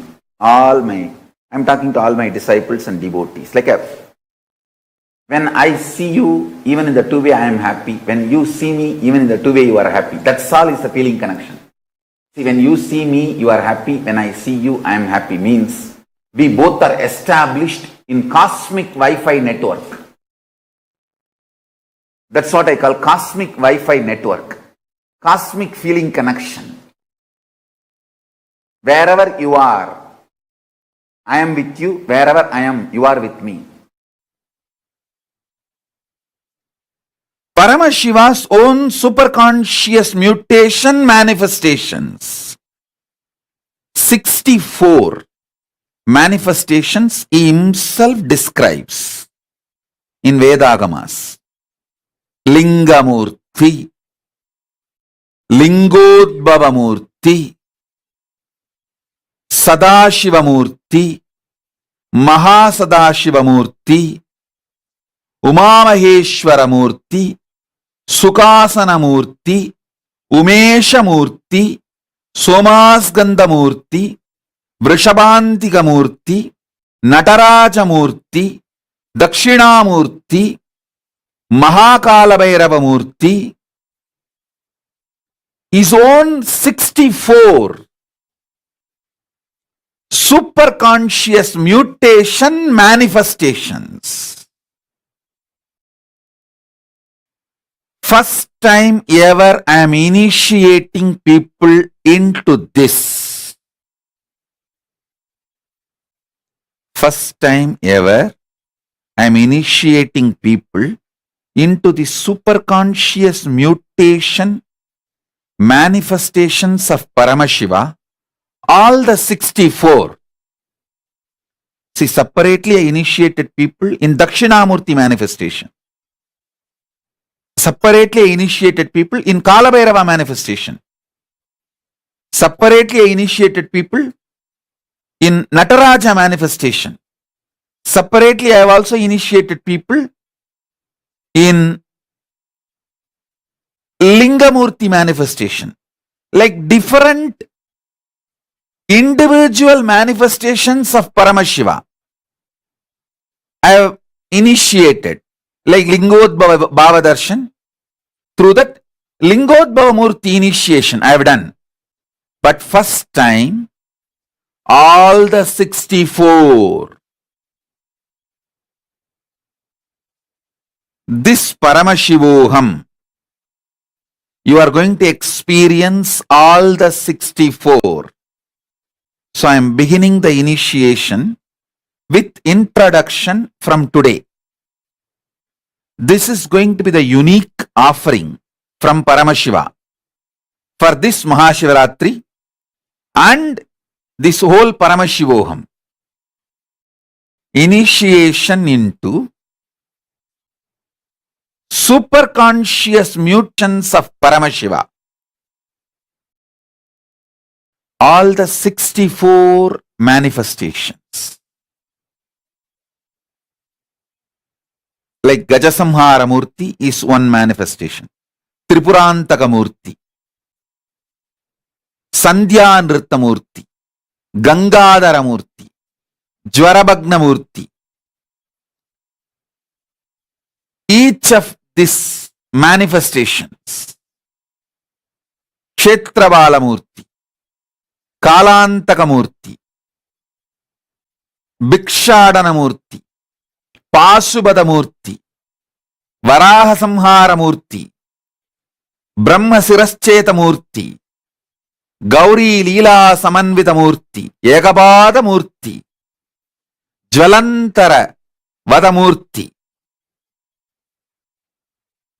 Agorastra Murti, Vatuka Murti, Lagulishwara Murti, Guru Murti, Tripada Trimurti, Gajantika Murti, Kirata Murti, Veerabhadra Murti, Abattuttarana Murti, Kamadahana Murti, Matsya Samhara Murti, Rakta Bhiksha Pradana Murti. All these are various superconscious mutation manifestations of Paramashiva. Superconscious mutation is the process of manifesting Paramashiva in all your 25 paces and phases. PHASES, pace, paces. Phases, FACES.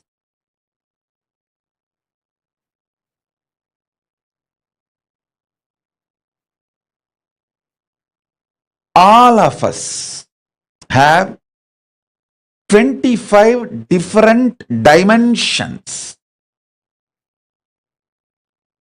which functions spontaneously, simultaneously, without getting confused with each other. Listen.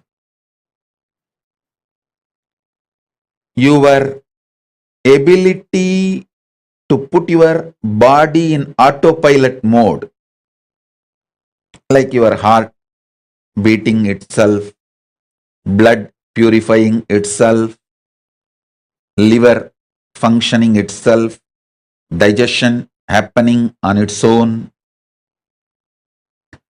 logical thinking, cognizing happening on its own, emotional processing of how you feel about others and yourself and situation, the emotional cognitions happening on its own. If you just look, 25 different dimensions of you is independently functioning spontaneously, simultaneously, synergetically. So understand, your logic, which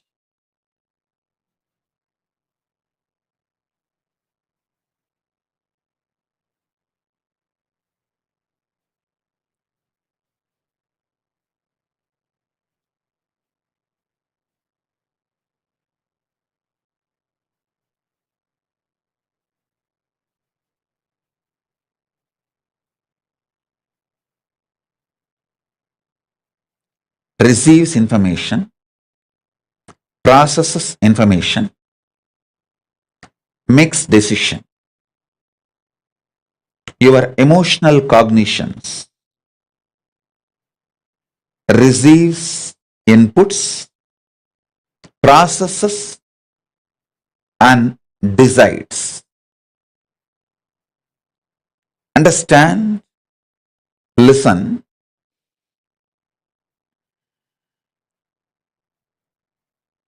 Your core cognition, how it projects itself to others and how it feels about itself and how it is. All these 25 different dimensions of you getting superconscious mutation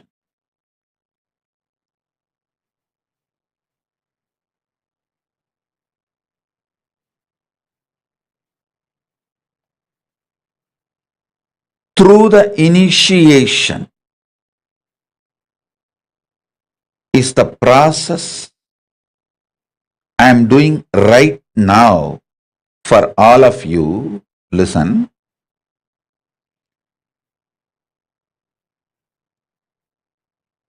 Visualize the 25 phase of Paramashiva. You also have it. You also have that same 25 phases. Different phase of you is each of that face. So understand,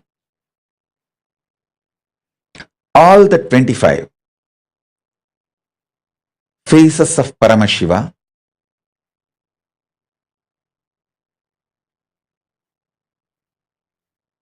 manifesting in you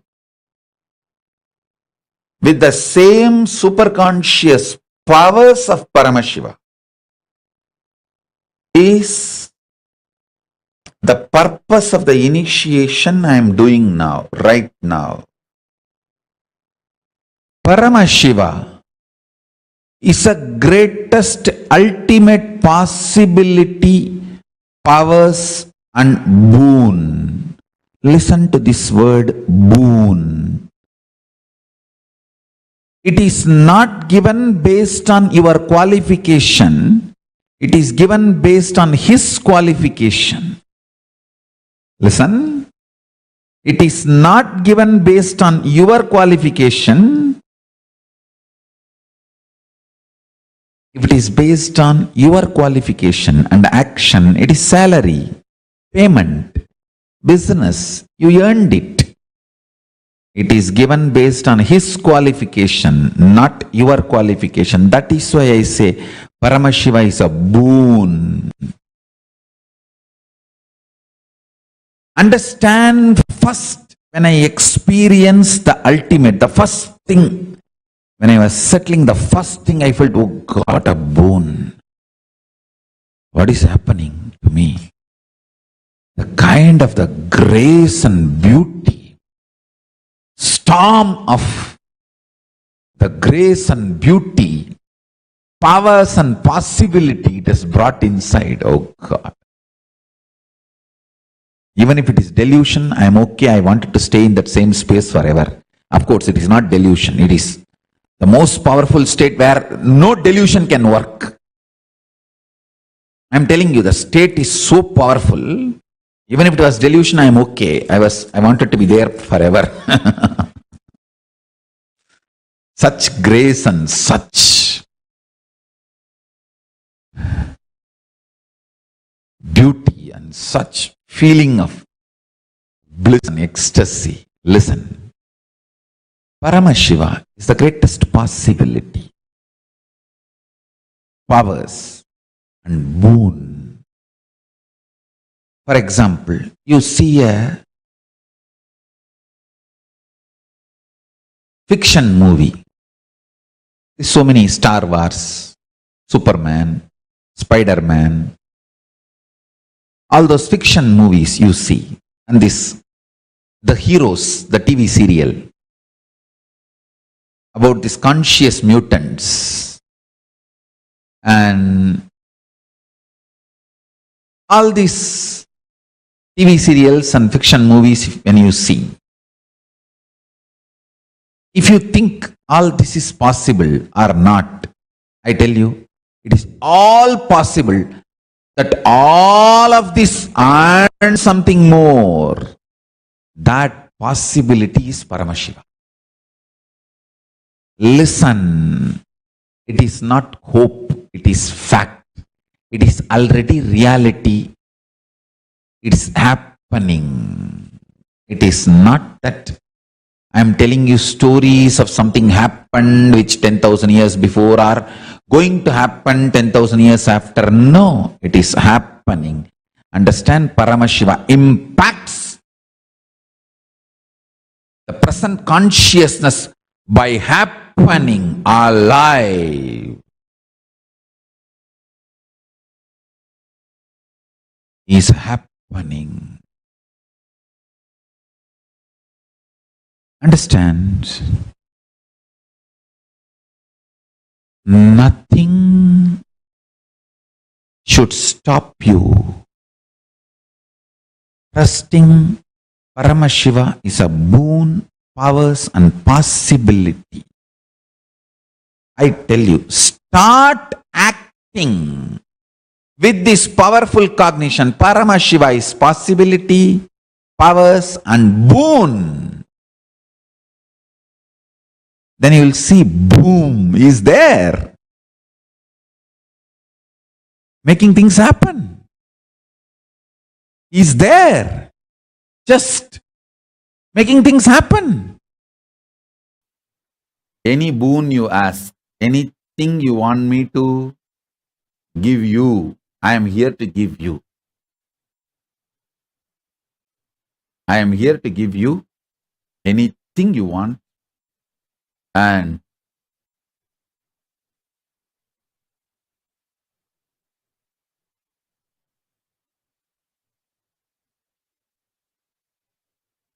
as I told you, my Gurudam is not my pride, it is my breath. It's my life. My Paramashivatva is not my pride, it is my life. Doing the superconscious mutation to you, making you experience Paramashiva in you, is not my pride or not my job. It is my life. It's my breath. I'll be absolutely chaste to my life, to my breath. So understand that I am giving you the real picture of exactly what it is.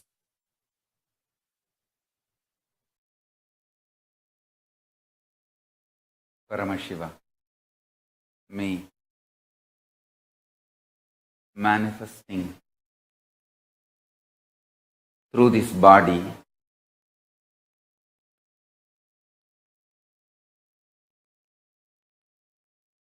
without using the being of Nithyananda, using only this body and the memory and the capacity to relate, communicate with you all, which I myself created for myself, directly to make myself available to all of you.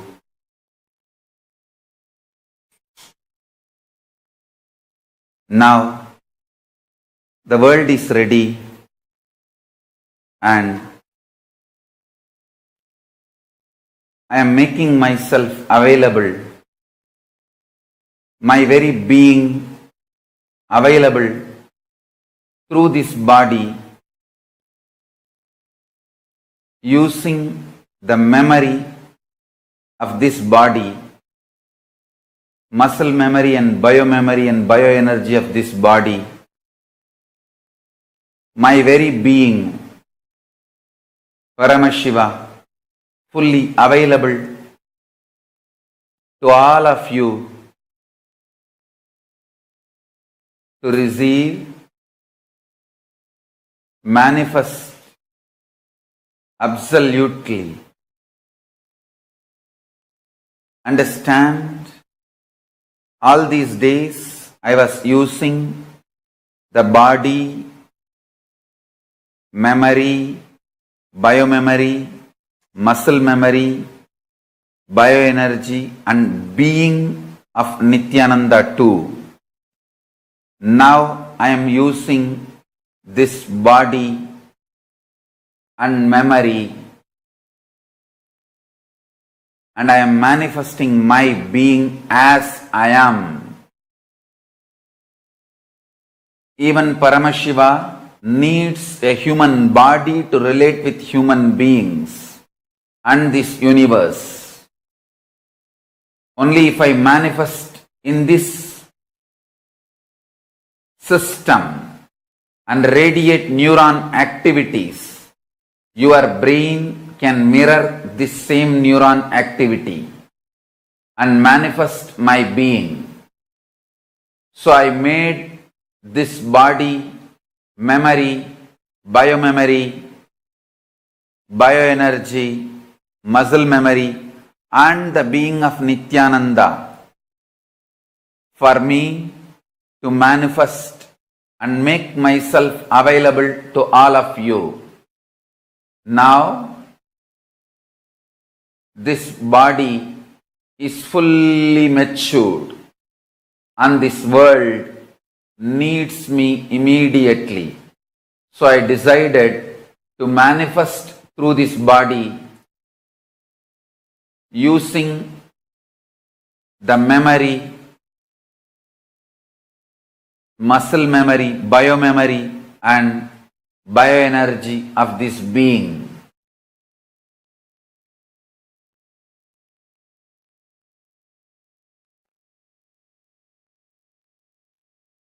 I am now available to all of you to make this super alchemy process happening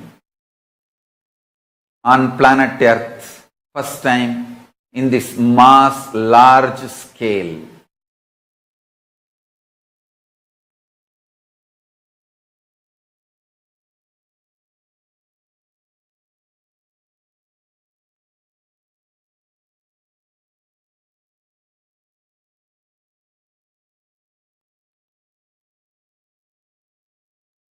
I am a living, alive being, not just totality of some principles, ideas, concepts, philosophies.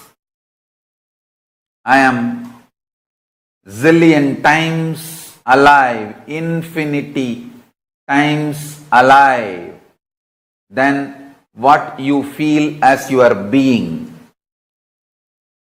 So understand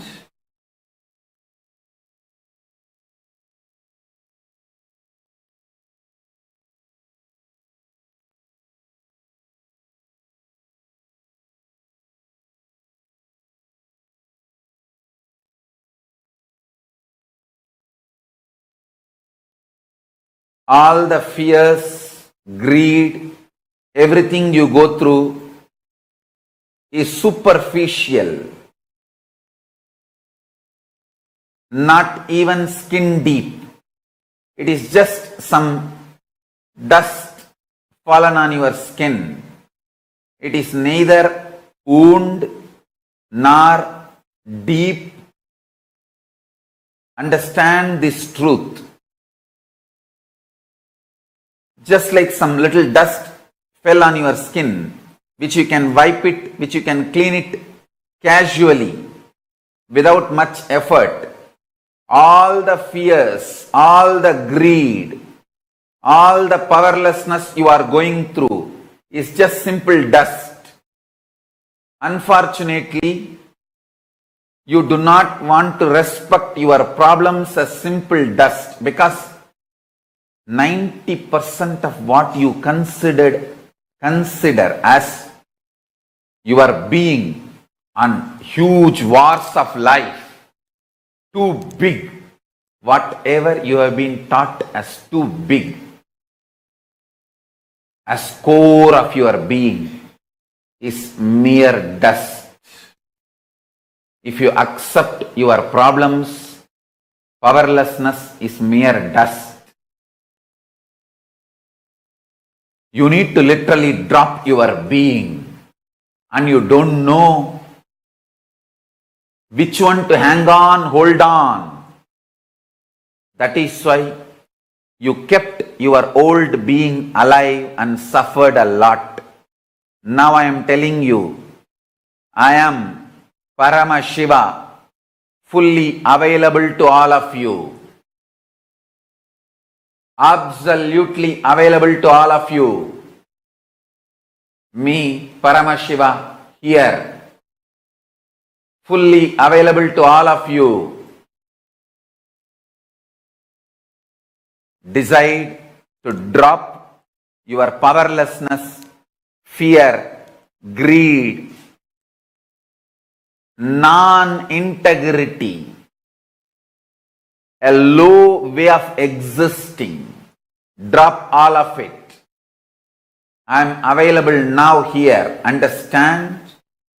When you hold me, allow me to manifest through you all your lower level, all your powerlessness, fear, greed, non-integrity, everything will become irrelevant. That is why I decided I want to make myself available to all of you.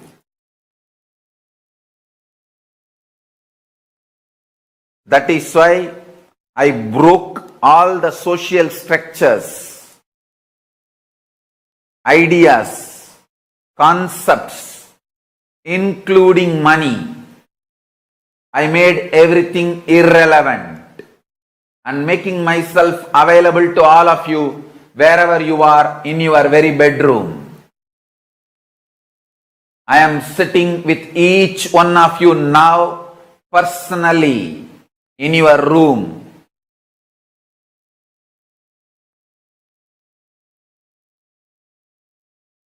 If you want to test, put a chair in your room and keep the form, photograph, Atmamurti of this form. Check. Every night you will have the impression on the chair I sat. The chair will have the impression of me sitting. And the manifestation of Vibhuti, Kumkum, Akshada, Jnananjana, all the auspicious energies. I am sitting with each one of you personally, individually, and making myself available. This being is now available to all of you, to each one of you.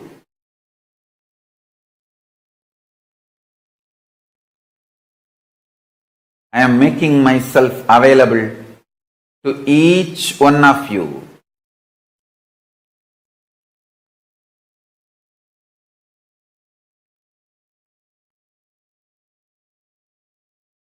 To each one of your being. Now the relationship is absolutely between you and me. It is absolutely you and me. Allow me to fill you. Allow my being inside you.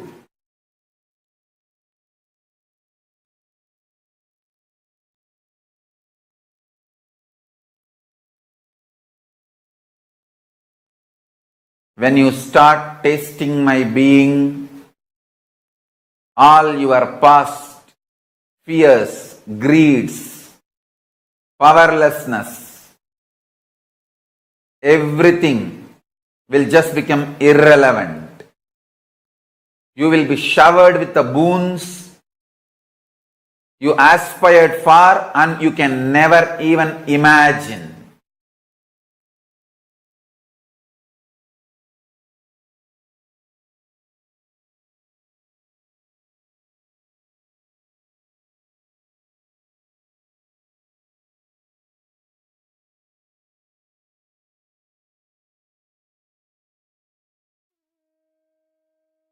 Paramashivoham is all about experiencing Paramashivatva.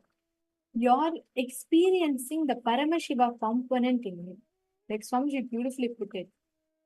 Over the course of this entire Paramashivoham, it is not going to be anything less than experiencing a superconscious shift, a superconscious breakthrough in how you experience yourself. The entire duration of Paramashivoham is going to be this phenomenal experience for every one of you that are there. Throughout this program, you can expect, you can see various multiple different aspects of your superconscious possibilities manifesting for you. And like Swamiji said, the best way that you can prepare it to receive this experience is by simply sitting back, relaxing and enjoying to manifest this experience. Please understand, whenever, or for every one of you that are here, for the next 21 days, all you need to do is be available here. Be available to receive the experience. You do not need any other qualification. There is absolutely no other prerequisites. Even if you have no clue about anything on Hinduism, that's totally fine. If you're here for the first time, listening to all of this for the first time, the only thing you need to do is just be available. Be available here. Be accessible here And that is all is required. Swamiji will give rest of the whole process to you as an experience. Like Swamiji revealed, every being in this universe can access the universe, connect with the cosmos, and receive the best gift of the cosmos. This is the first and foremost, the fundamental principle. Every being in the universe. Sanatana Hindu Dharma gives detailed explanations, understandings, and methods to connect with the cosmos. And time and again, these methods, methodologies have been very elaborately revealed. Hinduism is all about cosmic beings coming to the human plane and sharing all the great principles and powers. And the first and foremost thing you need to do is to come to completion with your past, with your very existence, with everything you call as life. Till now, your life might have been something excellent, extraordinary, or something, you didn't really enjoy some aspects of it. You suffered in some aspects of it. Good, bad, right, wrong, all labels about life that you carry. You need to drop it. Be complete with the past. Because whatever it might have been, you might have been through the most difficult situations. You might have sustained a lot of things that you had to go through. But please understand, the moment you are here, the fact that you're sitting here means you are ready to receive this superconscious breakthrough. And today's being the starting this new season. Understand you're going to experience how the superconscious mutation is going to start in you. It's going to be a beginning of a new journey for you. Whether you're totally new here, or you have done this program before and you're attending now a second time, or you have attended this program multiple times before and still you were so inspired and you love this program that you keep coming back again and again. Actually, we have many of you who come to every single Paramashivoham season. Understand that is because each time you are sitting in the presence of the avatar, something extraordinary happens in you. Not just that your future is going to change, when your past is going to become irrelevant. Very powerfully, Swamiji says, past has you, but you do not have a past. You own only your future. You do not own your past. What you disowned only has become your past. So decide, drop your past and just sit here right. Get ready. Paramashiva himself is here as our beloved Swamiji. Just sit here right now and get ready to have this as your very experience. I request all the participants here to kindly be on camera and settle down. Now, let us get started. We are now going to be doing a very quick exercise where you're going to spend a few minutes reflecting within yourself and identifying, answer these few questions. And please post this in the chat. If you are not comfortable sending it in everyone, you can even put it as a private message in the chat. That's it. But please make sure you're putting it in the chat. What is the purpose of your life? What do you aspire to be? And what is it that keeps you alive? What motivates you to wake up every day? What do you value the most in your life? Take a few minutes and kindly write this down and please post it in the chat.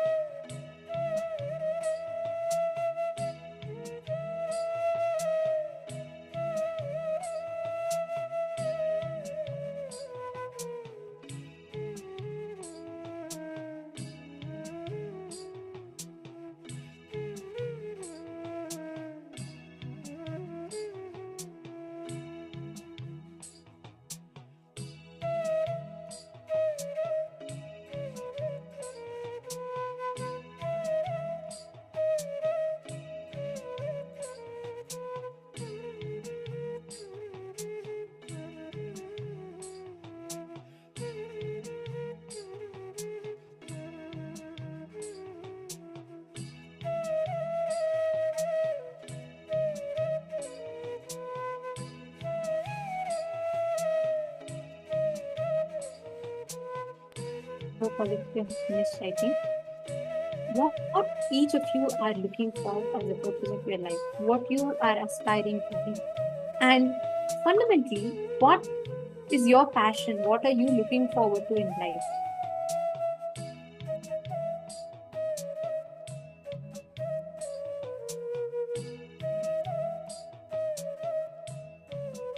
Each of these goals of yours, you are going to experientially receive them through Paramashivoham.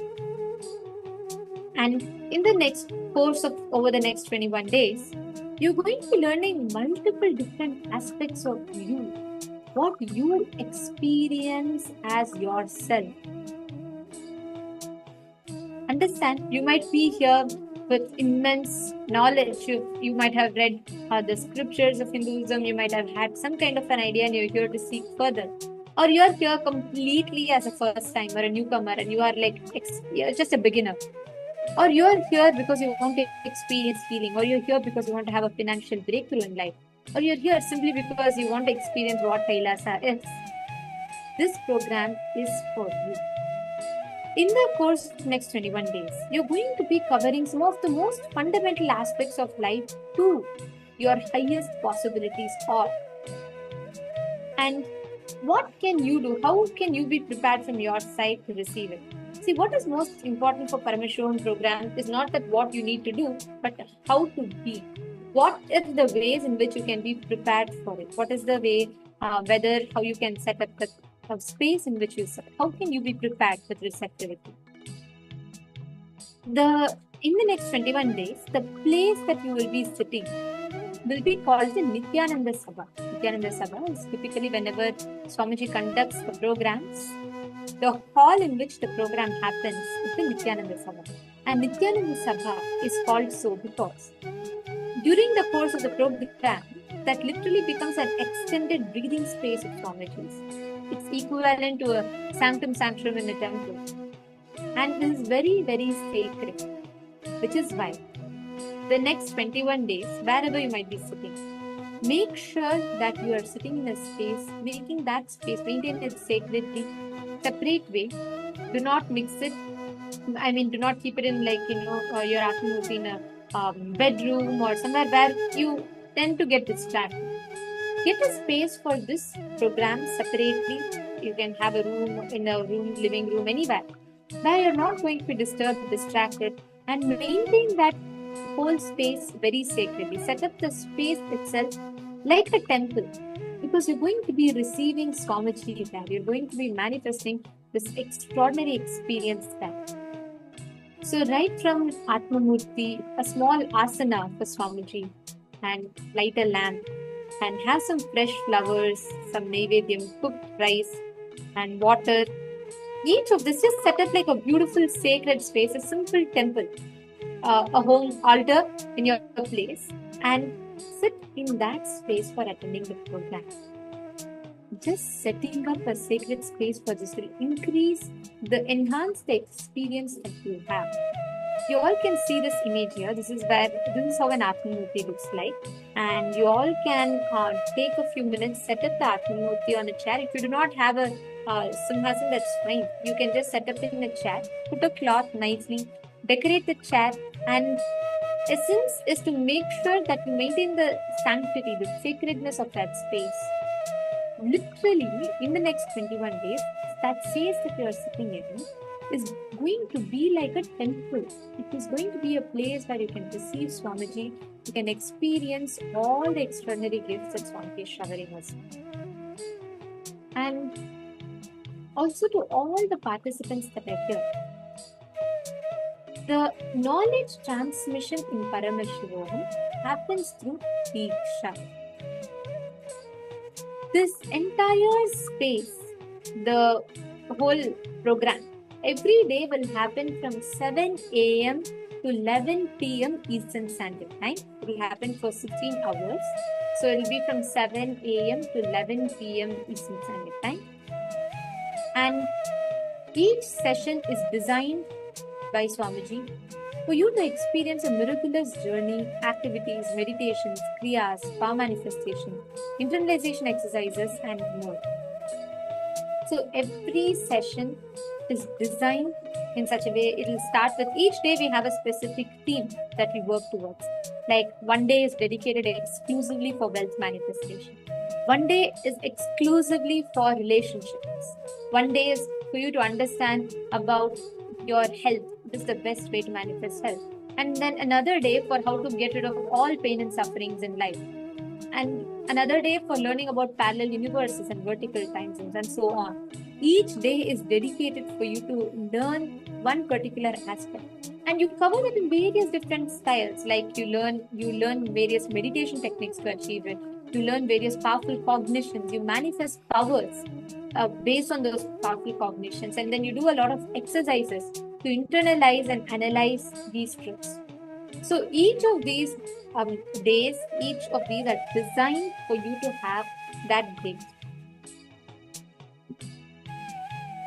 Yeah, we also have multiple ways through which we will be supporting you constantly. So these lifestyle practices and small changes that you could do for yourself, and like basically setting up your place.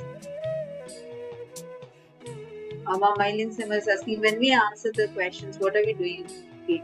The questions that you answered now, post it here in the chat. You can post it directly to us, or you can post it in everyone.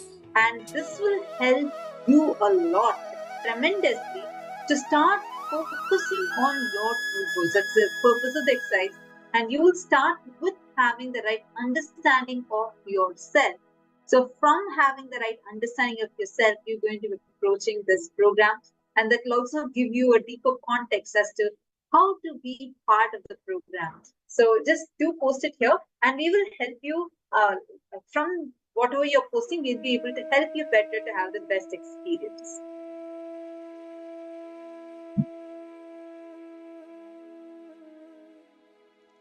Great.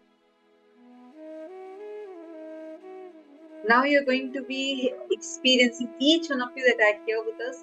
Now we just have a recommendation: when you're attending the program, as much as possible, be in traditional attire. So that traditional attire will also help you a lot in being able to receive the whole program, the energy in the best possible way. And also another important aspect of the program is making sure that you are staying hydrated, remaining available through the day. See, there's going to be a lot of things that you're learning. And what is important is that every day, whenever you experience the manifestation, powerful cognitions, each session is designed to give you a certain breakthrough, certain shift, powerful cognition, and a transformation in you. So be available throughout the day, and also making sure that do not record audio or video at any time during the day. This entire sessions, if you want to have any session, all these are available for you on YouTube, and you can come back, and let's say you miss some session, there is a retelecast available right after the program. So make sure to tune into YouTube and you can catch up in case you missed anything. And every session is a compilation of Swamiji's revelations through the years. You can expect over the last 20 to 30 years, all that Swamiji has revealed. And essence, the best of it, the juice of all of that is what is shared with you all throughout the program across various topics. So now, all of us, now that we've all understood, we've all listened to and learned about this, I would just like to request all of you to take a few moments, please set up and prepare yourself for receiving this experience. I'm going to request all the participants here to please take a few minutes, set up the space around you.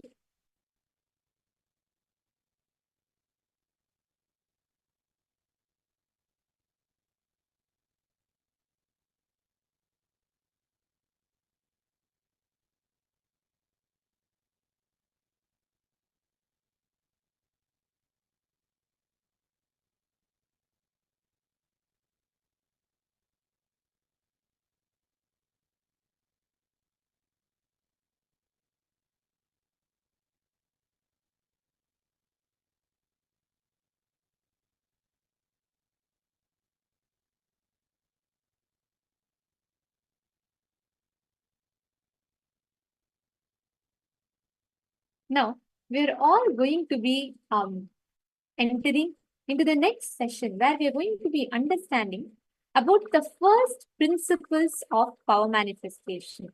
We all understood the science of power manifestation.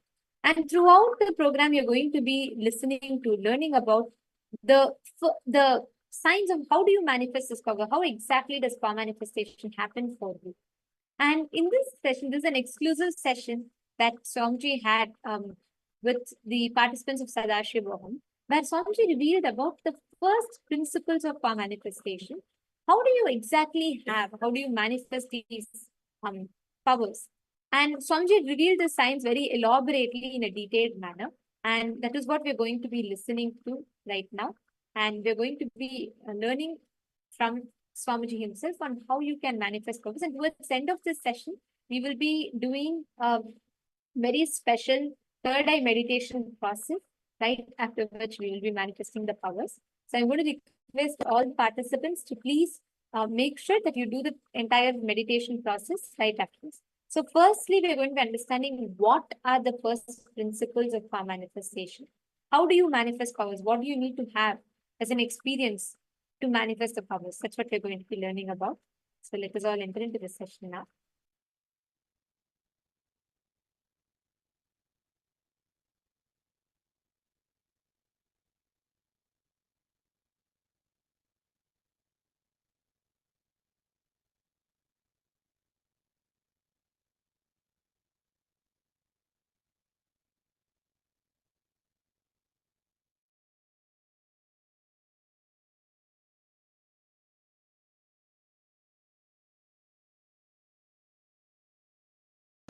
In real original Vedantic tradition,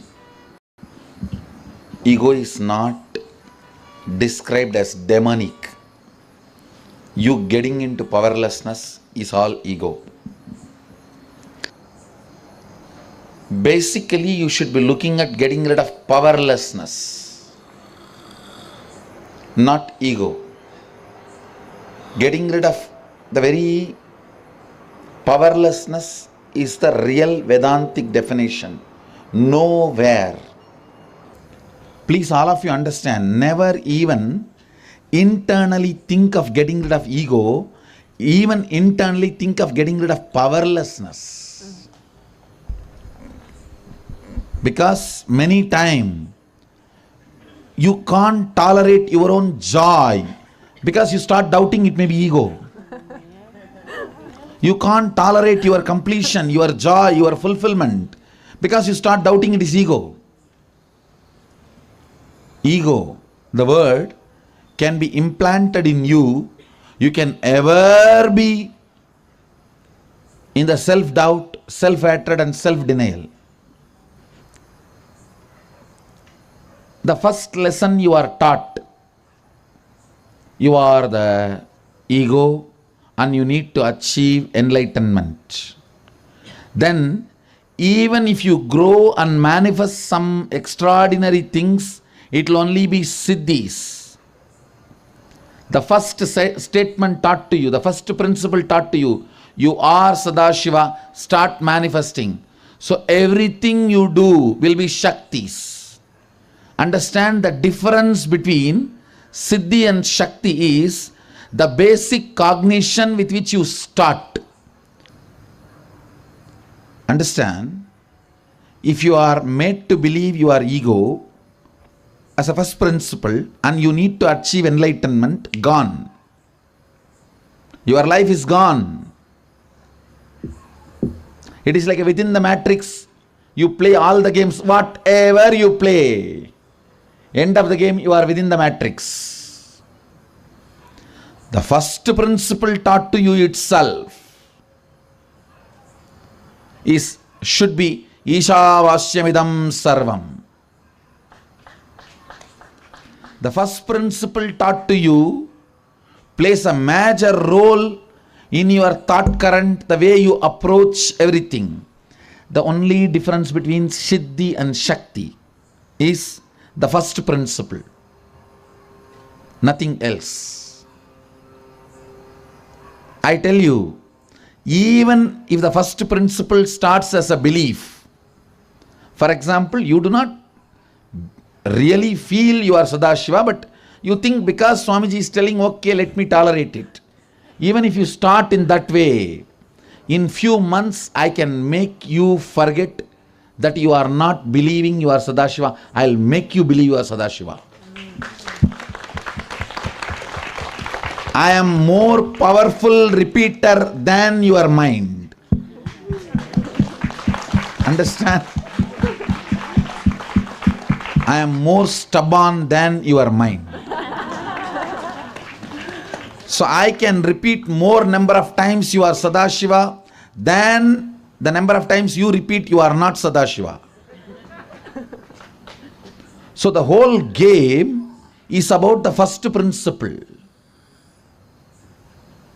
The first principle is the game. First principle is the game changer. If you see the original Upanishads, all the 108 original Upanishads, original 108 Upanishads are the pure science. Agamas are the applied technology. Nowhere the concepts of self-fighting is encouraged. So those concepts are brought and superimposed on Hindu ideas like ahankara, mamakara. Mamakara and ahankara is not equivalent to ego. The Hindu ahankara and mamakara is your decision. Concept of ego is your disease. There is a big difference. The first principle taught to you is very important. The moment you start believing you are ego, you need to get enlightened. I guarantee you will not get enlightened. Because the first principle is wrong. First principle is wrong. Understand? First principle is you are Sadashiva.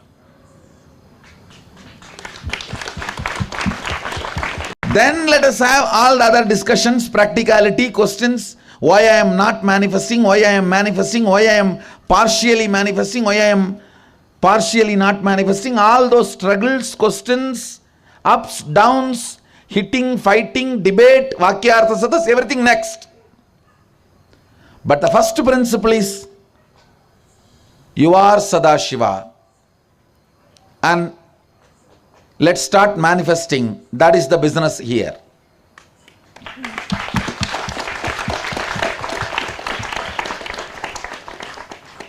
If you analyze thoroughly the Upanishads, nowhere you are introduced to yourself as ego and asked to move towards enlightenment. No. You are always introduced as Sadashiva and make everything else redundant and irrelevant. The first principle is too important. It is actually first principle that decides whether you are going to manifest Shaktis or Siddhis. Your belief about you matters. Your belief about life matters. What you decide to believe matters. Please understand. You decide to believe something, but you have not yet mastered. Even then, what you decide to believe matters.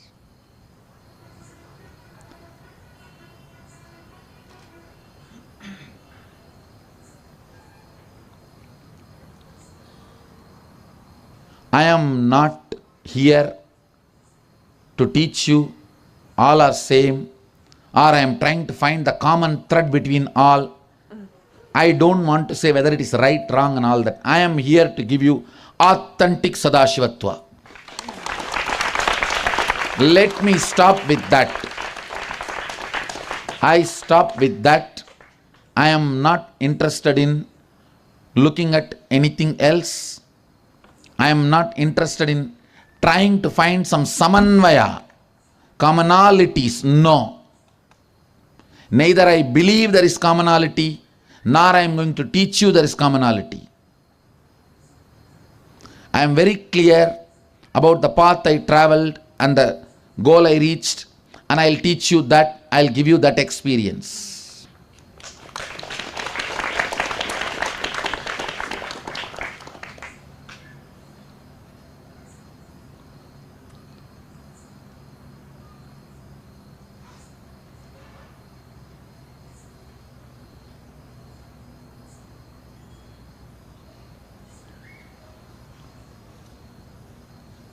The first principle matters because it is from the first principle you are going to go on, measure, cognize, internalize everything happening to you and everything happening around you because of you.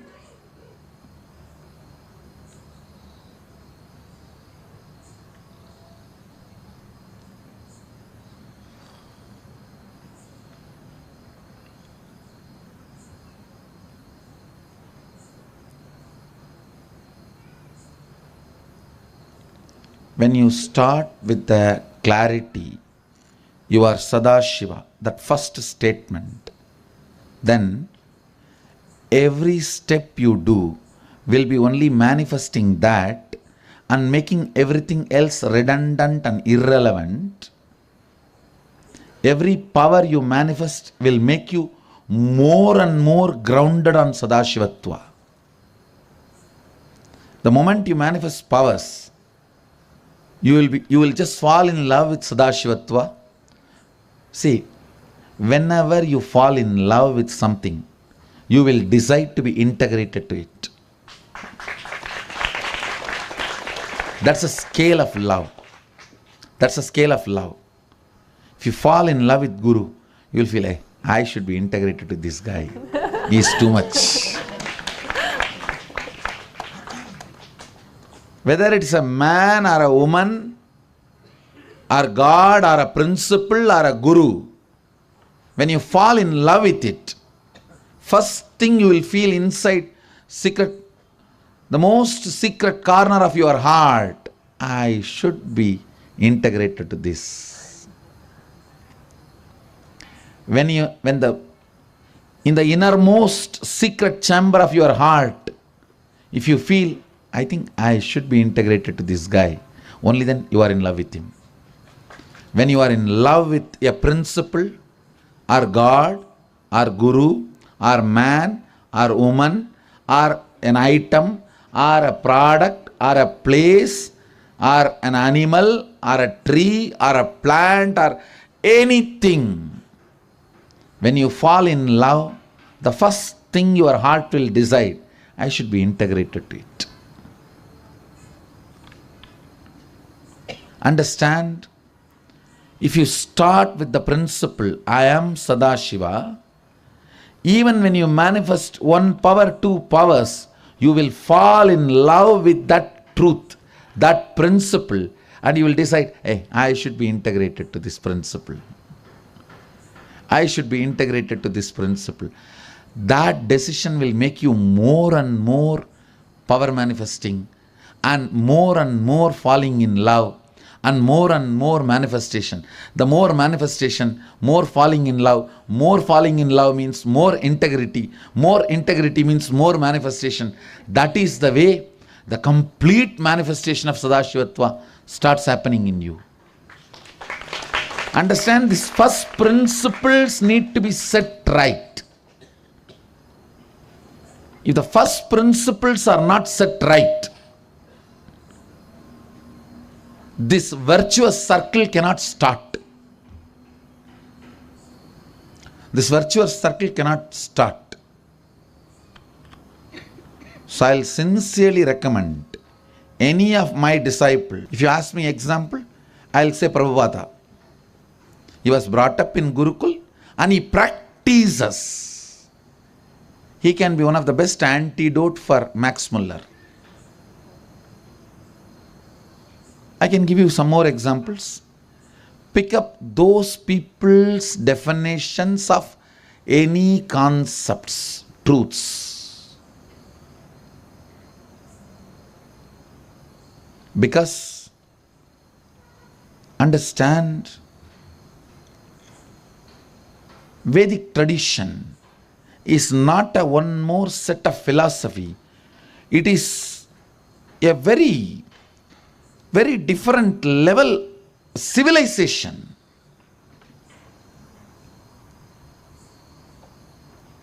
The first principle itself is different.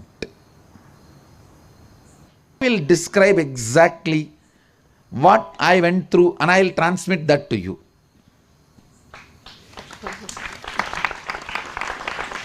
And let me stand as humbly as what I experienced, without trying to be a universal master creating any samanvaya or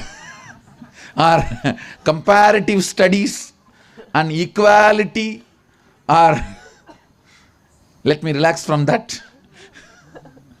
And universal love is existential reality. Universalism is stupid theory.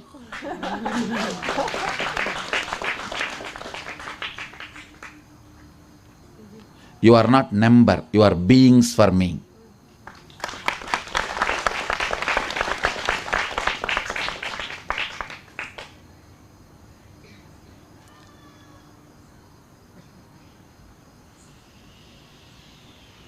You matter for my purpose of manifesting enlightenment through you all. You are not a number. You are a being.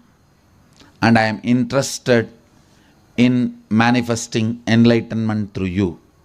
Nothing else. There is no hidden agenda. Please be informed. Only a socially enlightened being, means who are moving towards the Nobel Prize, will constantly try to have a superficial concepts of universalism. In reality, if you are interested in real enlightenment, look into the first principles and align to it. Align to it. I'll generate universal love in you, but not universalism in you. Universal love is experience. Universalism is theory.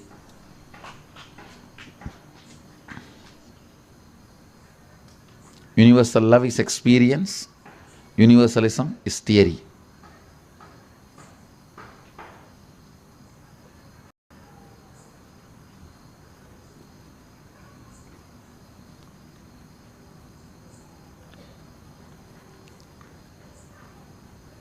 If you catch these first principles, things will be a lot more easy. Things can be a lot more easy to make you enlightened or to make you manifest Sadashivatva, all these powers. Understand?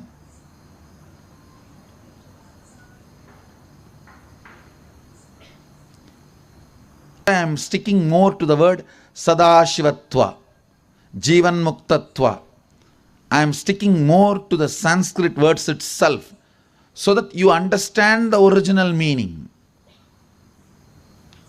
You understand the original context. You understand the principle as a first principle itself.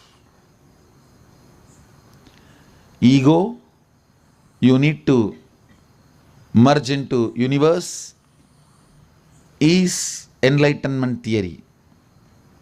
Sadashivatva, you need to make everything else redundant and irrelevant, is the original Jivan Muktatva, Sadashivatva. There's a huge difference because the starting point itself is a different. And I tell you, even if you don't believe you are Sadashiva, if you tolerate because I am saying, that is enough for me. Because I will repeat it more number of times, then you repeat no. You go on repeat no, no, no. I will repeat yes, yes, yes. And I am louder because I have microphone. Understand? The microphone is my kundalini. And till you are tired of your no, I will repeat yes. The starting point, the first principle is very important. So if at all you want to ask, how can I get rid of my powerlessness? Not ego. The very word powerlessness very clearly says multiple things. It's disorder, not disease. It is disturbance, not disease.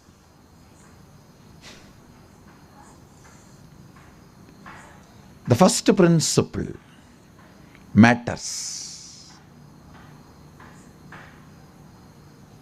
And I also strongly recommend, do not waste your time in trying to find the samanvaya, means that everything is equal, everything is one and the same. You will be wasting your whole life. Pick up any one thing and go to the depth. Either you will get what you want, at least you will know. If you have not got what you want, you will know where you should not search. And you will not do the mistake again.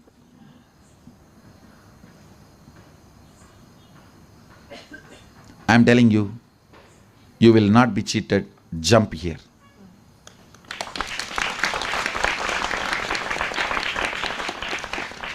You will only feel blessed and you will be happy that you took this decision.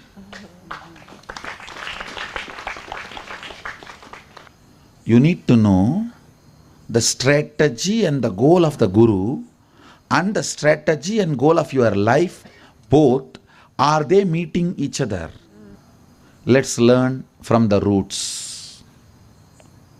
Let's learn from the authentic source what we are interested. I am very clear. I am interested in your enlightenment. Not using you as a number to get a Nobel Prize. No. I am very clear. I may establish few prizes like Nobel Prize to award it to others. But I am not going to be running behind any Nobel. So be very clear. I am interested in your enlightenment. If you are interested in that, then I am the right person for you. And there is no other interest. Because there is no other interest, there is no need to dilute. Even at this moment, if I have to leave the body, I know I am integrated to Sadashiva. I was, I am, I will be integrated to Sadashiva. And I am very clear whether this body is functioning or not, I will continue to function. Because what I am doing, I am integrated to that. I am very clear about it. If you are integrated to what you are doing, you do not need even, forget about external support. You don't need even your body's, your physical support. You will continue to do it. You will continue to do it.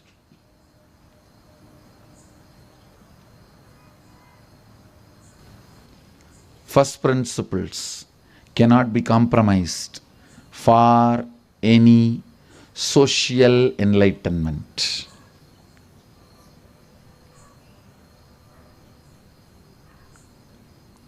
Universal love. Universal love means letting all the indigenous religions flourish and reach their completion.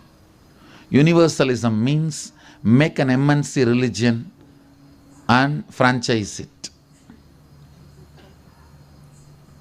There's a difference between these two. Hinduism is actually a bunch of indigenous tribal traditions. Your brain. You have it, don't worry.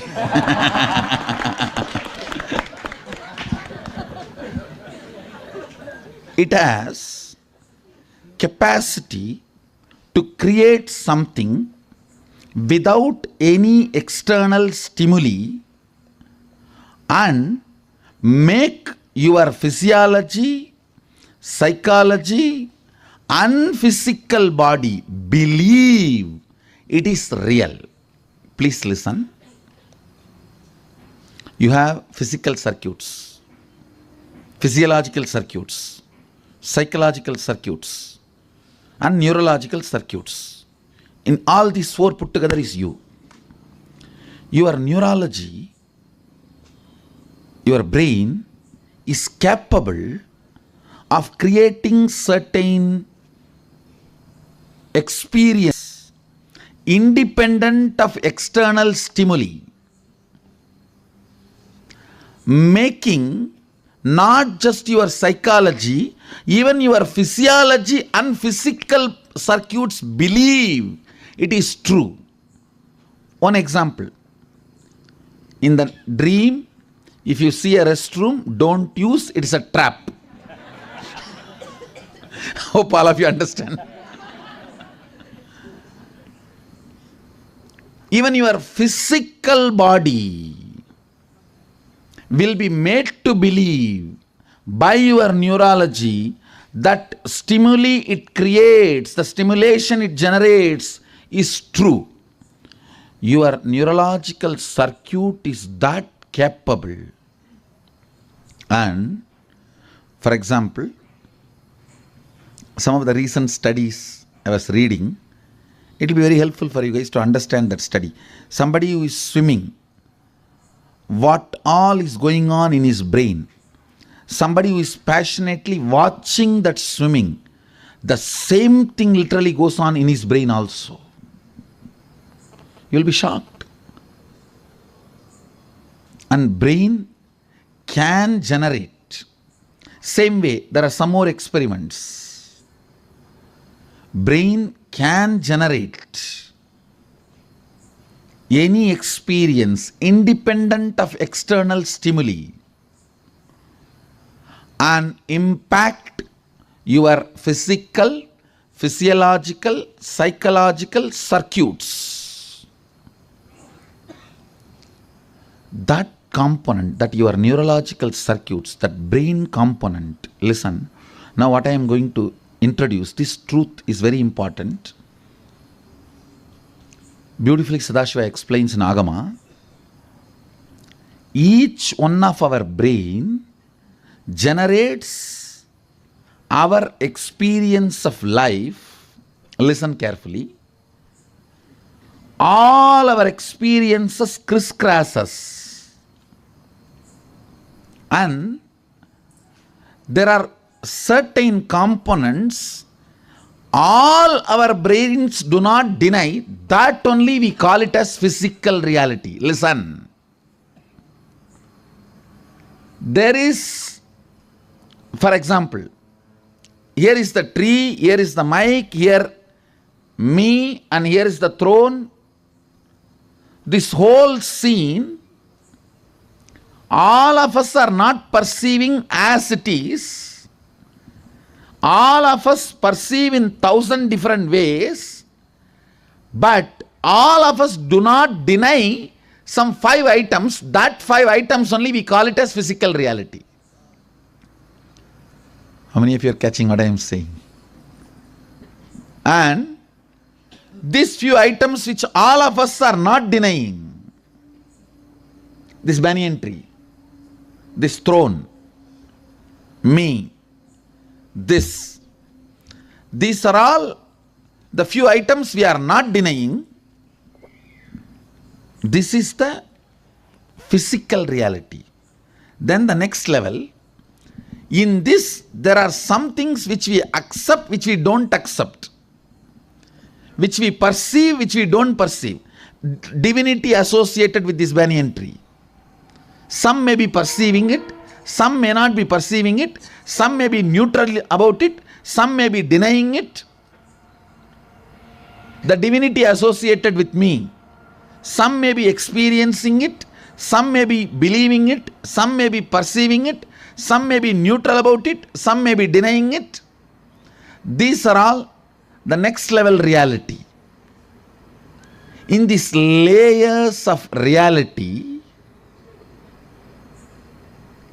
something which generates highest stimuli in your neurological system and keeps that highest in your neurological system permanently. That is what is called spiritual alchemy product. Understand? That is why in Agama, Sadashiva introduces and encourages, sometimes even makes it compulsory to use the spiritual alchemy products for manifesting your Sadashivatva in your life. Listen, in the layers of reality,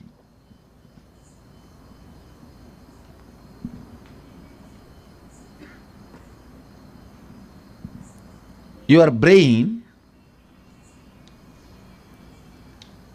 need to be raised to its peak possibility and needs to retain itself in that peak possibility. That means all the trillion electric circuits in your brain need to be awakened and kept alive for a few hours. That is all is the purpose of spiritual alchemy products. If that is kept, then brain starts settling down in that same state as its original comfort zone. See, now your comfort zone is somewhere like a 3 to 4% brain electrical signals active. But making 100% active as your comfort zone and making 100% active as your restful awareness zone is the goal of the spiritual alchemy products. It is a pure spiritual science, fortunately manifested by the Sanatana Hindu Dharma rishis, manifested in Sanatana Hindu Dharma in Shastras. When I use the word Shastra, revealed scriptures of Hinduism, Vedas and Agamas. Fortunately, this tradition discovered this great science. Unfortunately, other traditions were not able to catch up or not able to grasp. It looks too good to be true. Then the only way is deny it. I tell you, whatever is told to you as a wrong about Hinduism, start practicing that. That's the core of Hinduism. No, I'm telling you. Because they know whatever is the most powerful thing in Hinduism, they attacked that first. That is why I'm telling you, go to the attacked guru. He has a stuff. Before Hindus recognize him, anti-Hindus recognize him and start attacking him. I tell you. Because anti-Hindus know, oh God, this fellow is a potential. So if you want to find out who is the real guru, go to a guru who is attacked earliest. When he came to the public life, public life entry and the earliest attack he went through. See the gap and then decide he is the authentic fellow. And anything of Hinduism told as wrong to you, start, that is the core of Hinduism. That's the core of Hinduism. Kali worship is abused, start. That is going to be directly giving you result. So whatever the atrocity literatures abuse, understand that is the core of Hinduism. It means that part of the Hinduism is working, still alive, still a threat for them. They are not going to attack Pseudo Vedanta, Neo Vedanta, because it doesn't work. No, I am telling you. They are not going to attack it, because it doesn't work. Neither effect nor side effect. And nobody is going to be disturbed about it. And they are going to welcome it. If the cow worship is attacked, start that. That is going to give you the result. If Kali worship is attacked, start that. That is going to give you the result. The core components of Hindu traditions, which gives you result directly, before even Hindus recognize it, anti-Hindus recognize and attack that. So this spiritual alchemy products is one of the most abused, attacked, and recognized as very important component of Hinduism.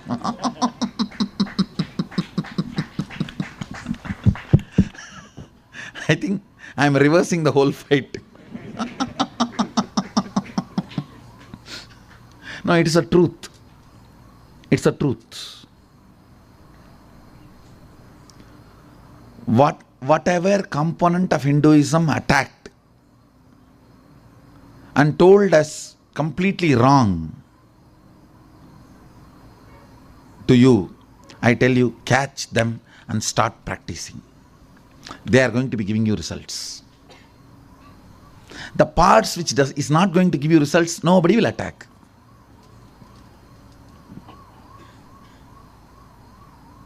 They will be non-controversial and they will not be giving results also.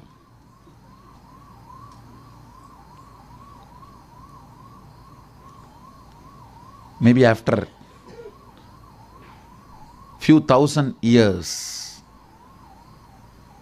this mass scale use of spiritual alchemy products as per authentic Vedic agamic. And I also wanted to tell you guys, every product I am giving you, the spiritual alchemy product, every line inch is exactly original description of Shastra Pramana and Apta Pramana. Let me define these two words. When I say Shastra Pramana, Veda and Agama, directly revealed by Sadashiva. When I say Apta Pramana, like a great enlightened beings, Patanjali, Kapila, great incarnations, Krishna, Vasishta, Vyasa, Rama. So all their knowledge, whatever they shared, whatever they updated, whatever is their footnotes, their commentaries, all of that I call it as Apta Pramana. The original Shruti, Veda and Agama, I call it as Shastra Pramana. So Shastra Pramana is directly from the ultimate supreme God. I call it as Sadashiva. You can call it with any name based on your understanding, whatever. I call it as Sadashiva. From the supreme, that authentic, revealed scriptures, I call it as Shastra Pramana. And all the masters' experiences till my Guru,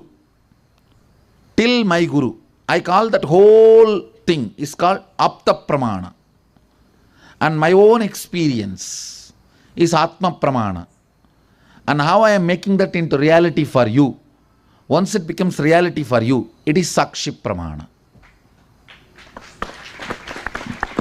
So everything I am going to share with you guys is from original Shastra Pramana and Apta Pramana.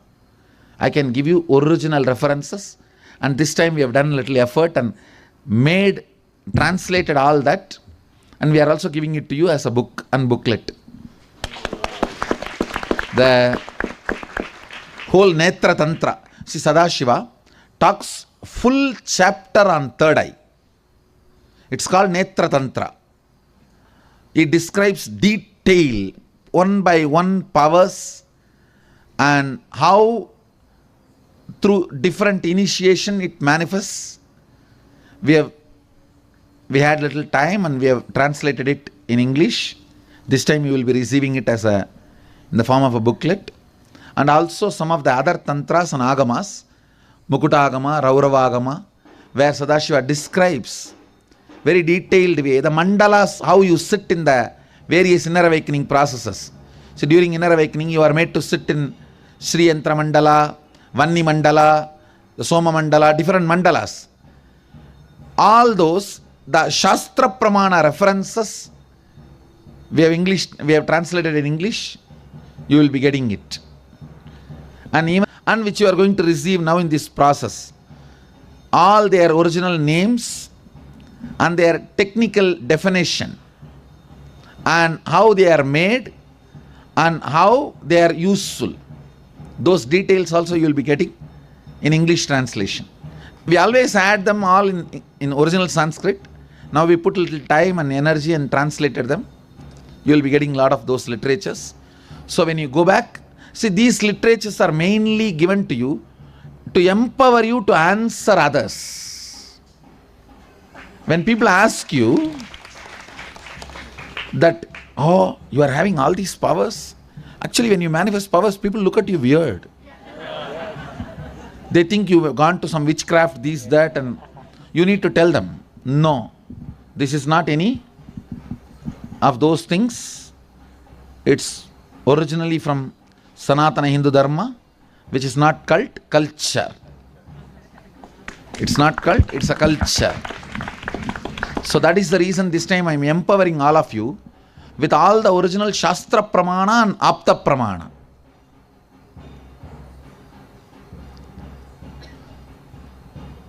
Even about all this manifestation of powers, you will have an elaborate, beautiful book with a lot of Shastra Pramana and Apta Pramana, which will empower you to answer questions. Somebody goes to Ramana Maharshi and asks,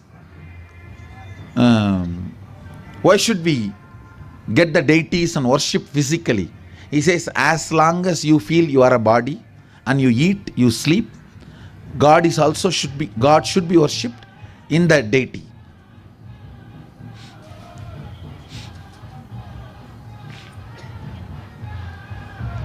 Because that is the only way the transformation is possible. Now let me be very clear. In this next 21 days, I am looking at altering your physiological, psychological, neurological circuits through completion, yoga, manifestation of powers, and spiritual alchemy products. Sure shot. 100%. Understand? From all sides. So naturally, you have to be transformed, manifesting powers.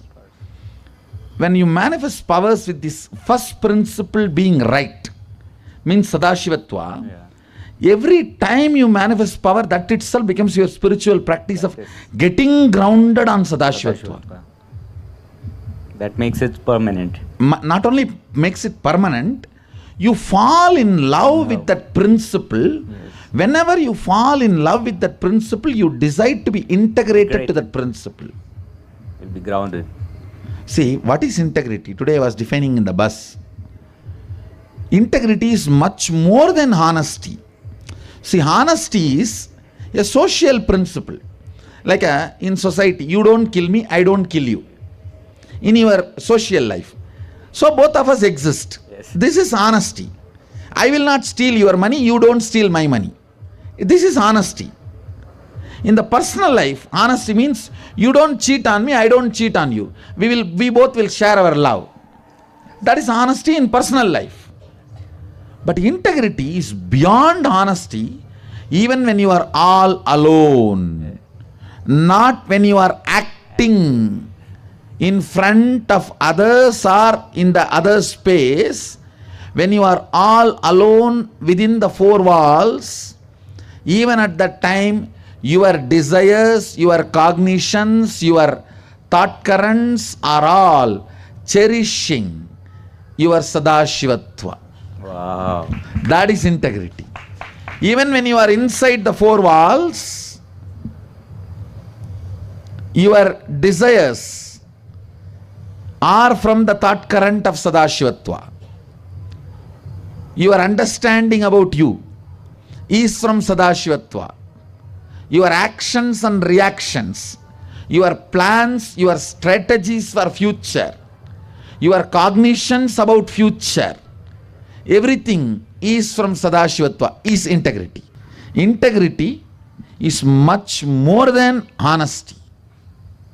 See, honesty in public life is like, you don't steal mine, I don't steal yours. You don't kill me, I won't kill you. These are all the honesty in public life. Honesty in personal life, private life is, you don't cheat me, I won't cheat you. Honesty in the secret life is integrity. It is much more than honesty. Honesty is between two people or group of peoples. Integrity is within you. It is between you and you. Even when you are all alone, even in your secret life, the secret most corners, the most secret chambers of your heart, even in those corners, you are very clear, either I am already integrated to Sadashiva, or I am going to be getting integrated more and more to Sadashivatva.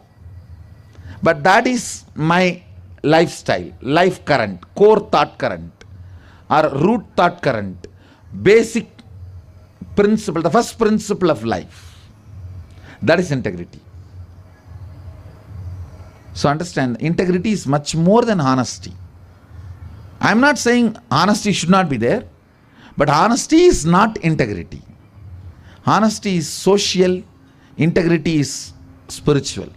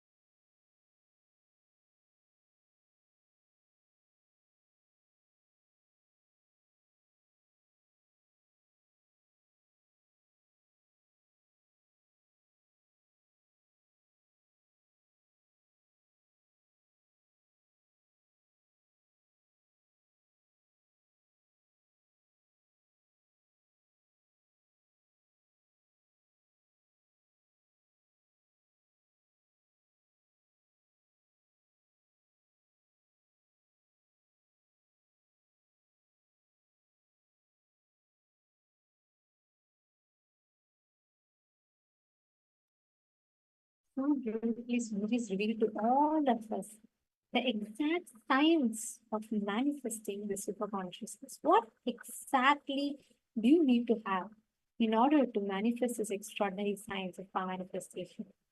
Like Swamiji said beautifully, no matter how loud your mind tells you that it's impossible, impossible, impossible, even louder than that will be Swamiji, who will keep reminding you of your possibility, your possibility.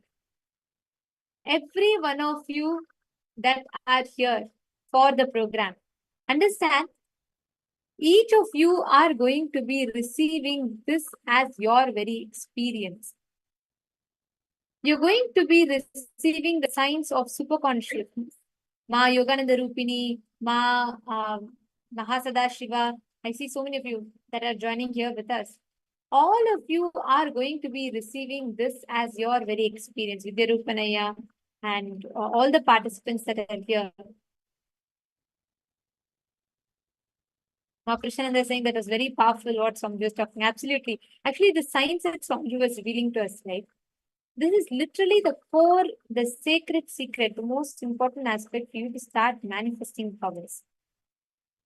Whatever your struggles are, whatever might be something that you are suffering with, please understand just this one aspect, just this one possibility. When you start manifesting it, you will have amazing breakthroughs. Now, right now, we are all going to be manifesting the ability to see through the third eye.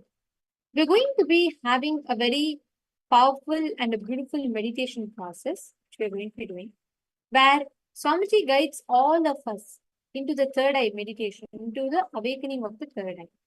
So I'm going to request all the participants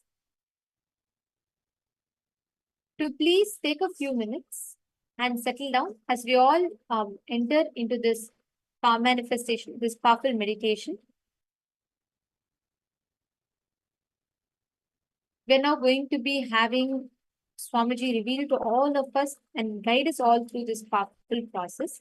And I would like to request all the participants, see, this meditation process is directly, even if you are initiated previously into third eye, this will be detoxing your third eye and helping you prepare for that meditation process.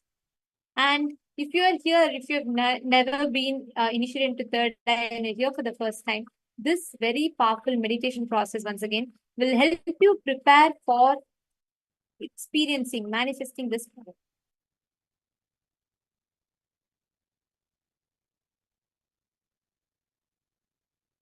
I request each of you to please post the clicks, whatever you understood from the session that Swamiji revealed.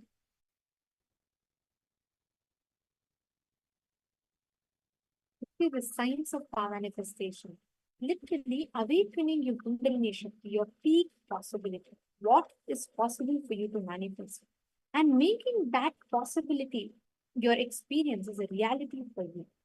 All of us are going to be experiencing or receiving, experientially understanding this very science.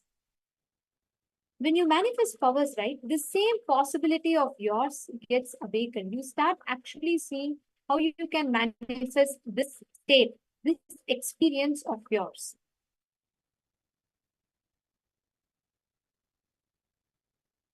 And when you manifest powers, when you start experiencing the power manifestation, your own peak possibilities starts getting awakened. And you actually start seeing these various different possibilities manifest in you. Now, we're all going to be entering into the meditation process. Please follow along as Swamiji guides us all.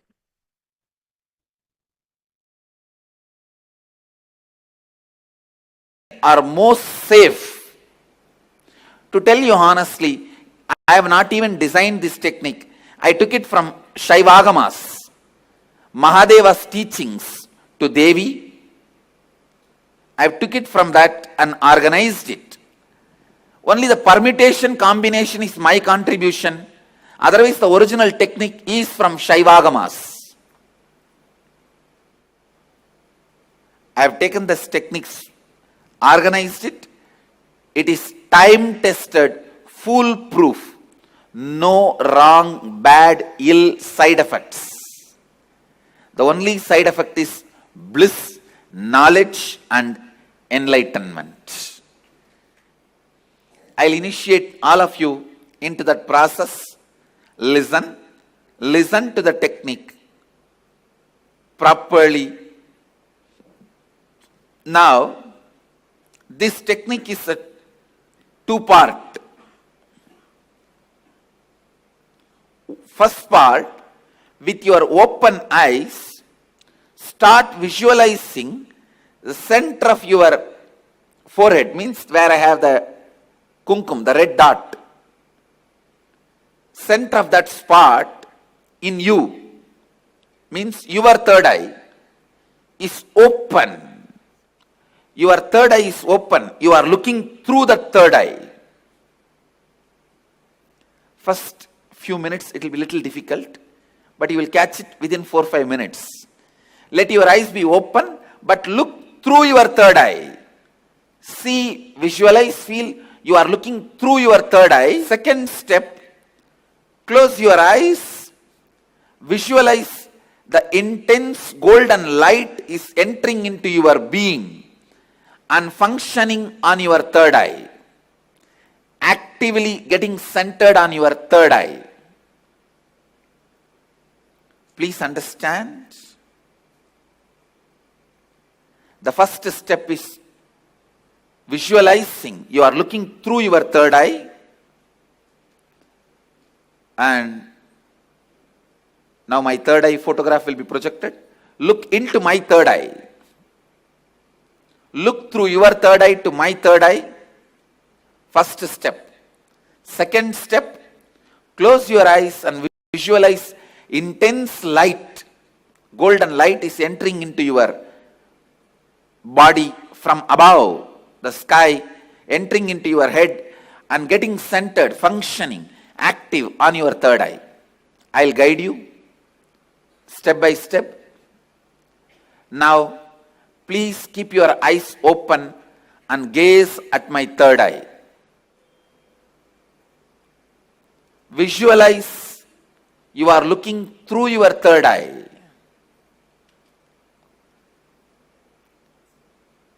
Between your eyebrows, there's a red color hole. Visualize you have a red color hole between your eyebrows. And intensely look at my third eye.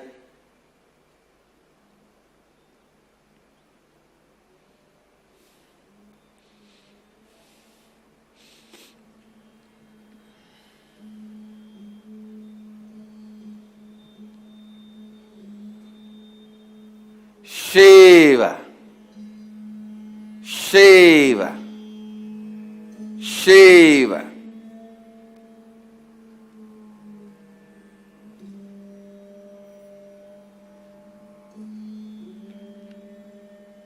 Shiva. Your eyes can be open, but visualize you are looking through the third eye.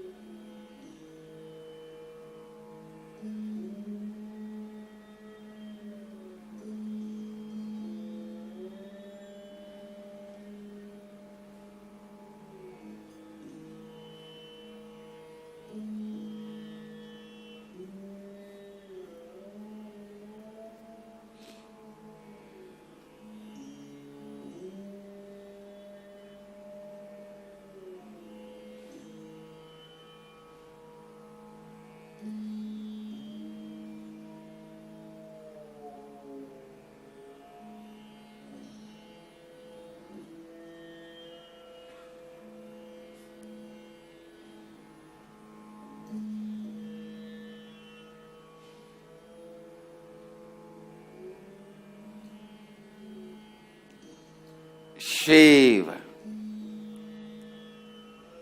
Shambhavi.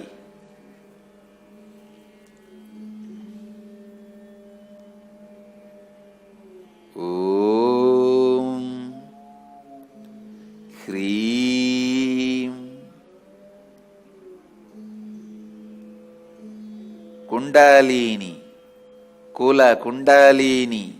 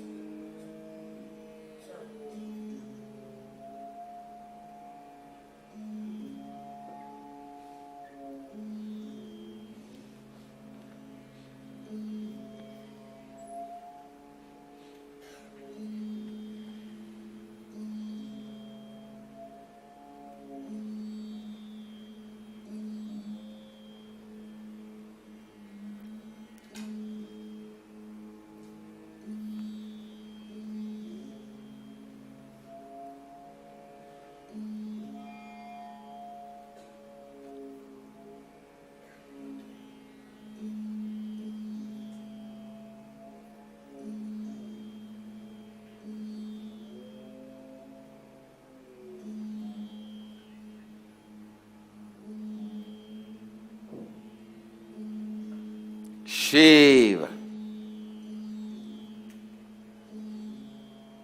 Now, close your eyes. Visualize the heavy white light, golden light is landing on your head from the cosmos and getting activated and centered on your third eye. Close your eyes and visualize the energy entering through your head and getting activated and centered on your third eye. Shiva, Kundalini, Kula Kundalini, Shambhavi, Shankari, Shiva, Shiva, Shiva, Banashankari, Banashankari.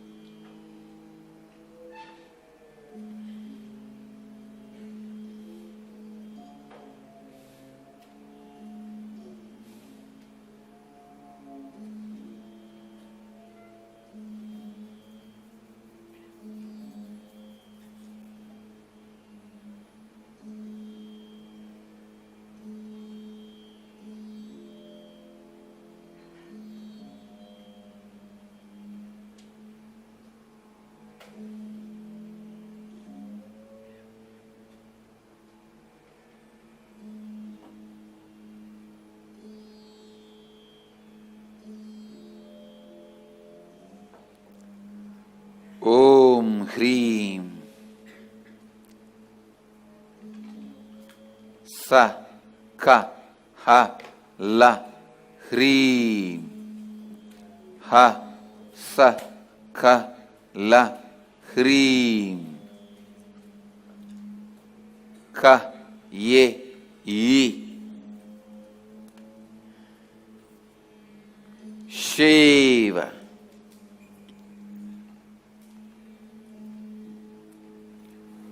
Shiva.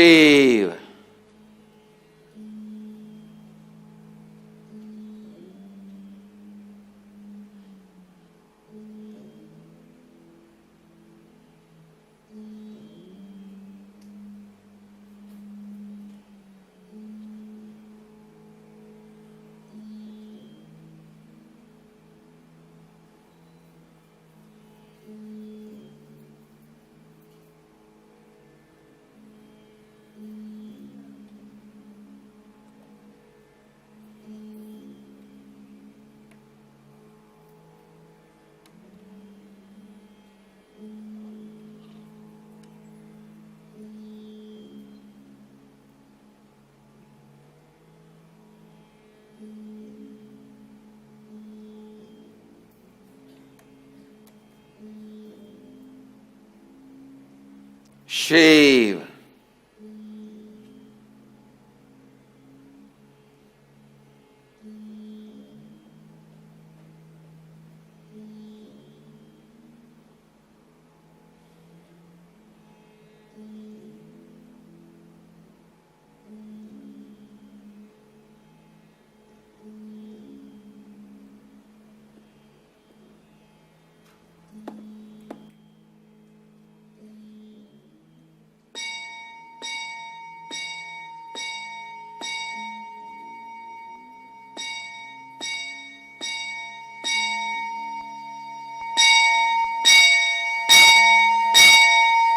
Shiva. Shiva.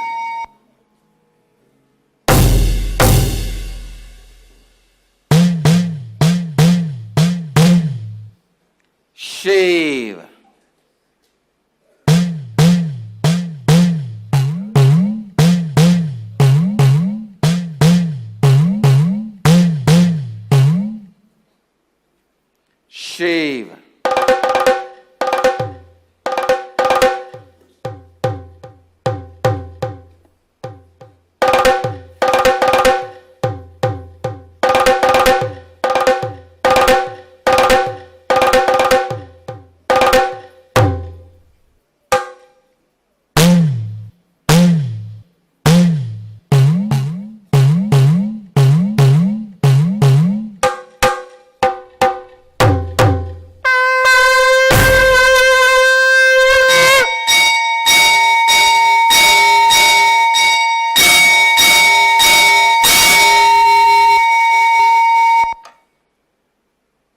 Shiva.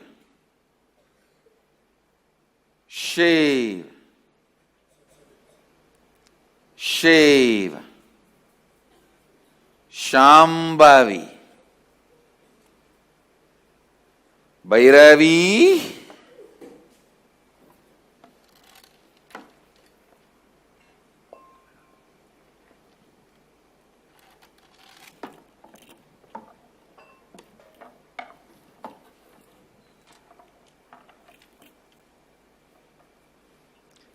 Shiva. Shiva. Shiva. Now, again, you can open your eyes and gaze at my third eye through your third eye. Look through your third eye to my third eye. Shiva. Om. Kriya. Shivoham. Shivoham. Shivoham, Shivoham, Shivoham, Shivoham, Shivoham, Shivoham, Shivoham, Shivoham, Shivoham, Shivoham, Shivoham, Shivoham, Shivoham, Shivoham, Shivoham, Shivoham, Shivoham, Shivoham, Shivoham, Shivoham.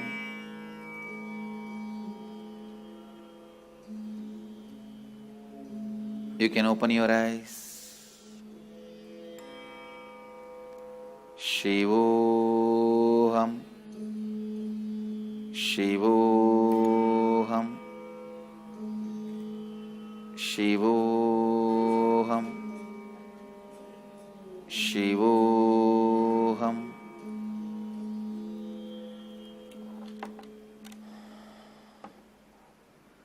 Shivoham.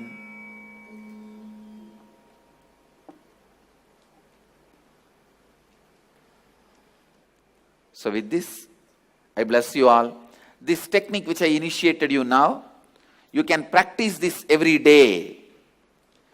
This is the first step to awaken your third eye. Practice this every day.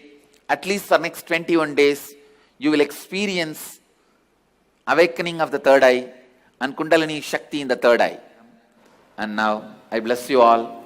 Let you all radiate with integrity, authenticity, responsibility, enriching, causing, living Advaita, the eternal bliss, Nithyananda. Thank you. Be blissful.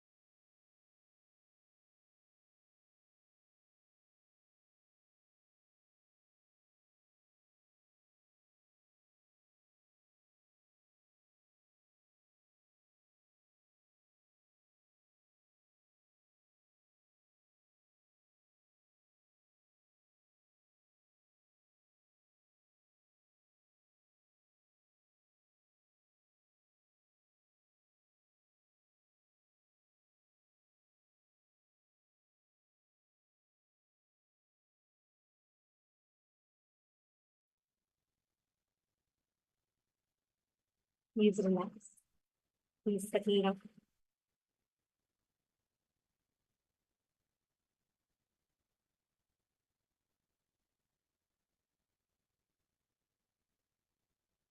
I request all the participants to relax.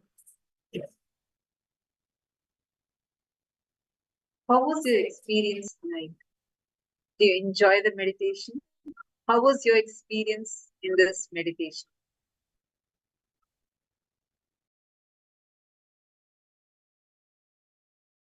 Please take a few minutes and please post here.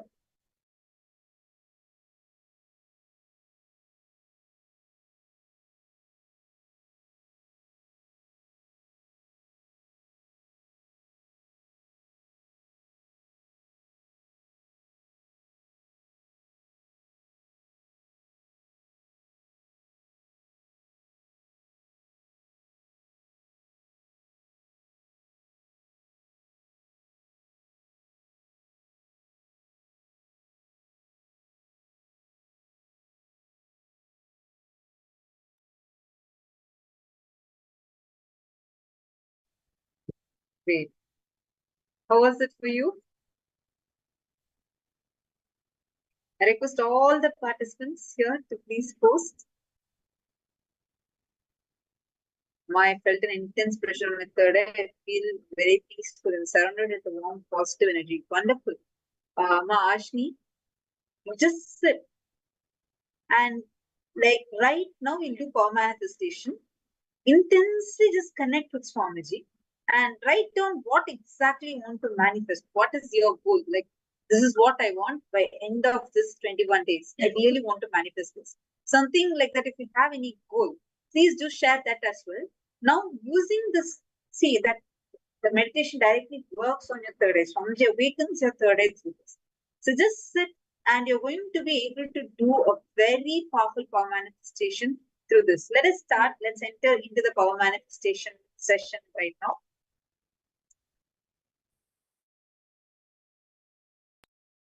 Right now, we're all going to be experiencing what Swamiji initiated us, manifesting this power of third eye. I'm going to request all of you with this same space, what Swamiji initiated all of us with. Please settle down and close your eyes. I'm going to request all of you to please blindfold yourselves. Completely tie your eyes. Please blindfold yourselves. And don't just close your eyes. Make sure you are putting an opaque cloth. You should not have any light passing through, basically. Please make sure you're having an opaque cloth.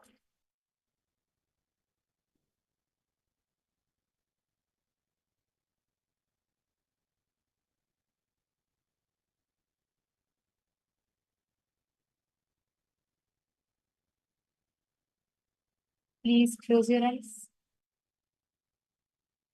Intensely connect with Swamiji.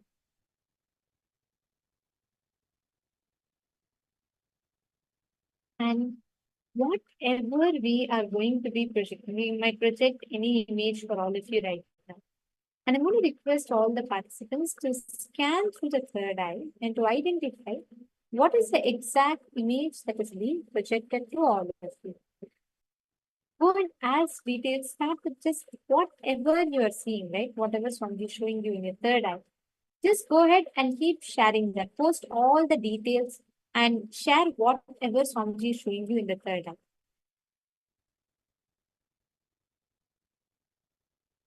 I request all the participants to please remain seated with your eyes closed.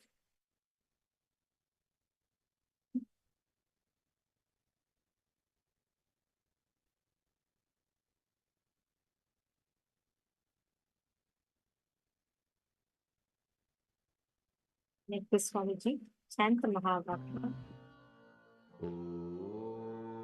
Start sharing all the details, whatever Swamiji is revealing to you in the third eye. Paramashivoham.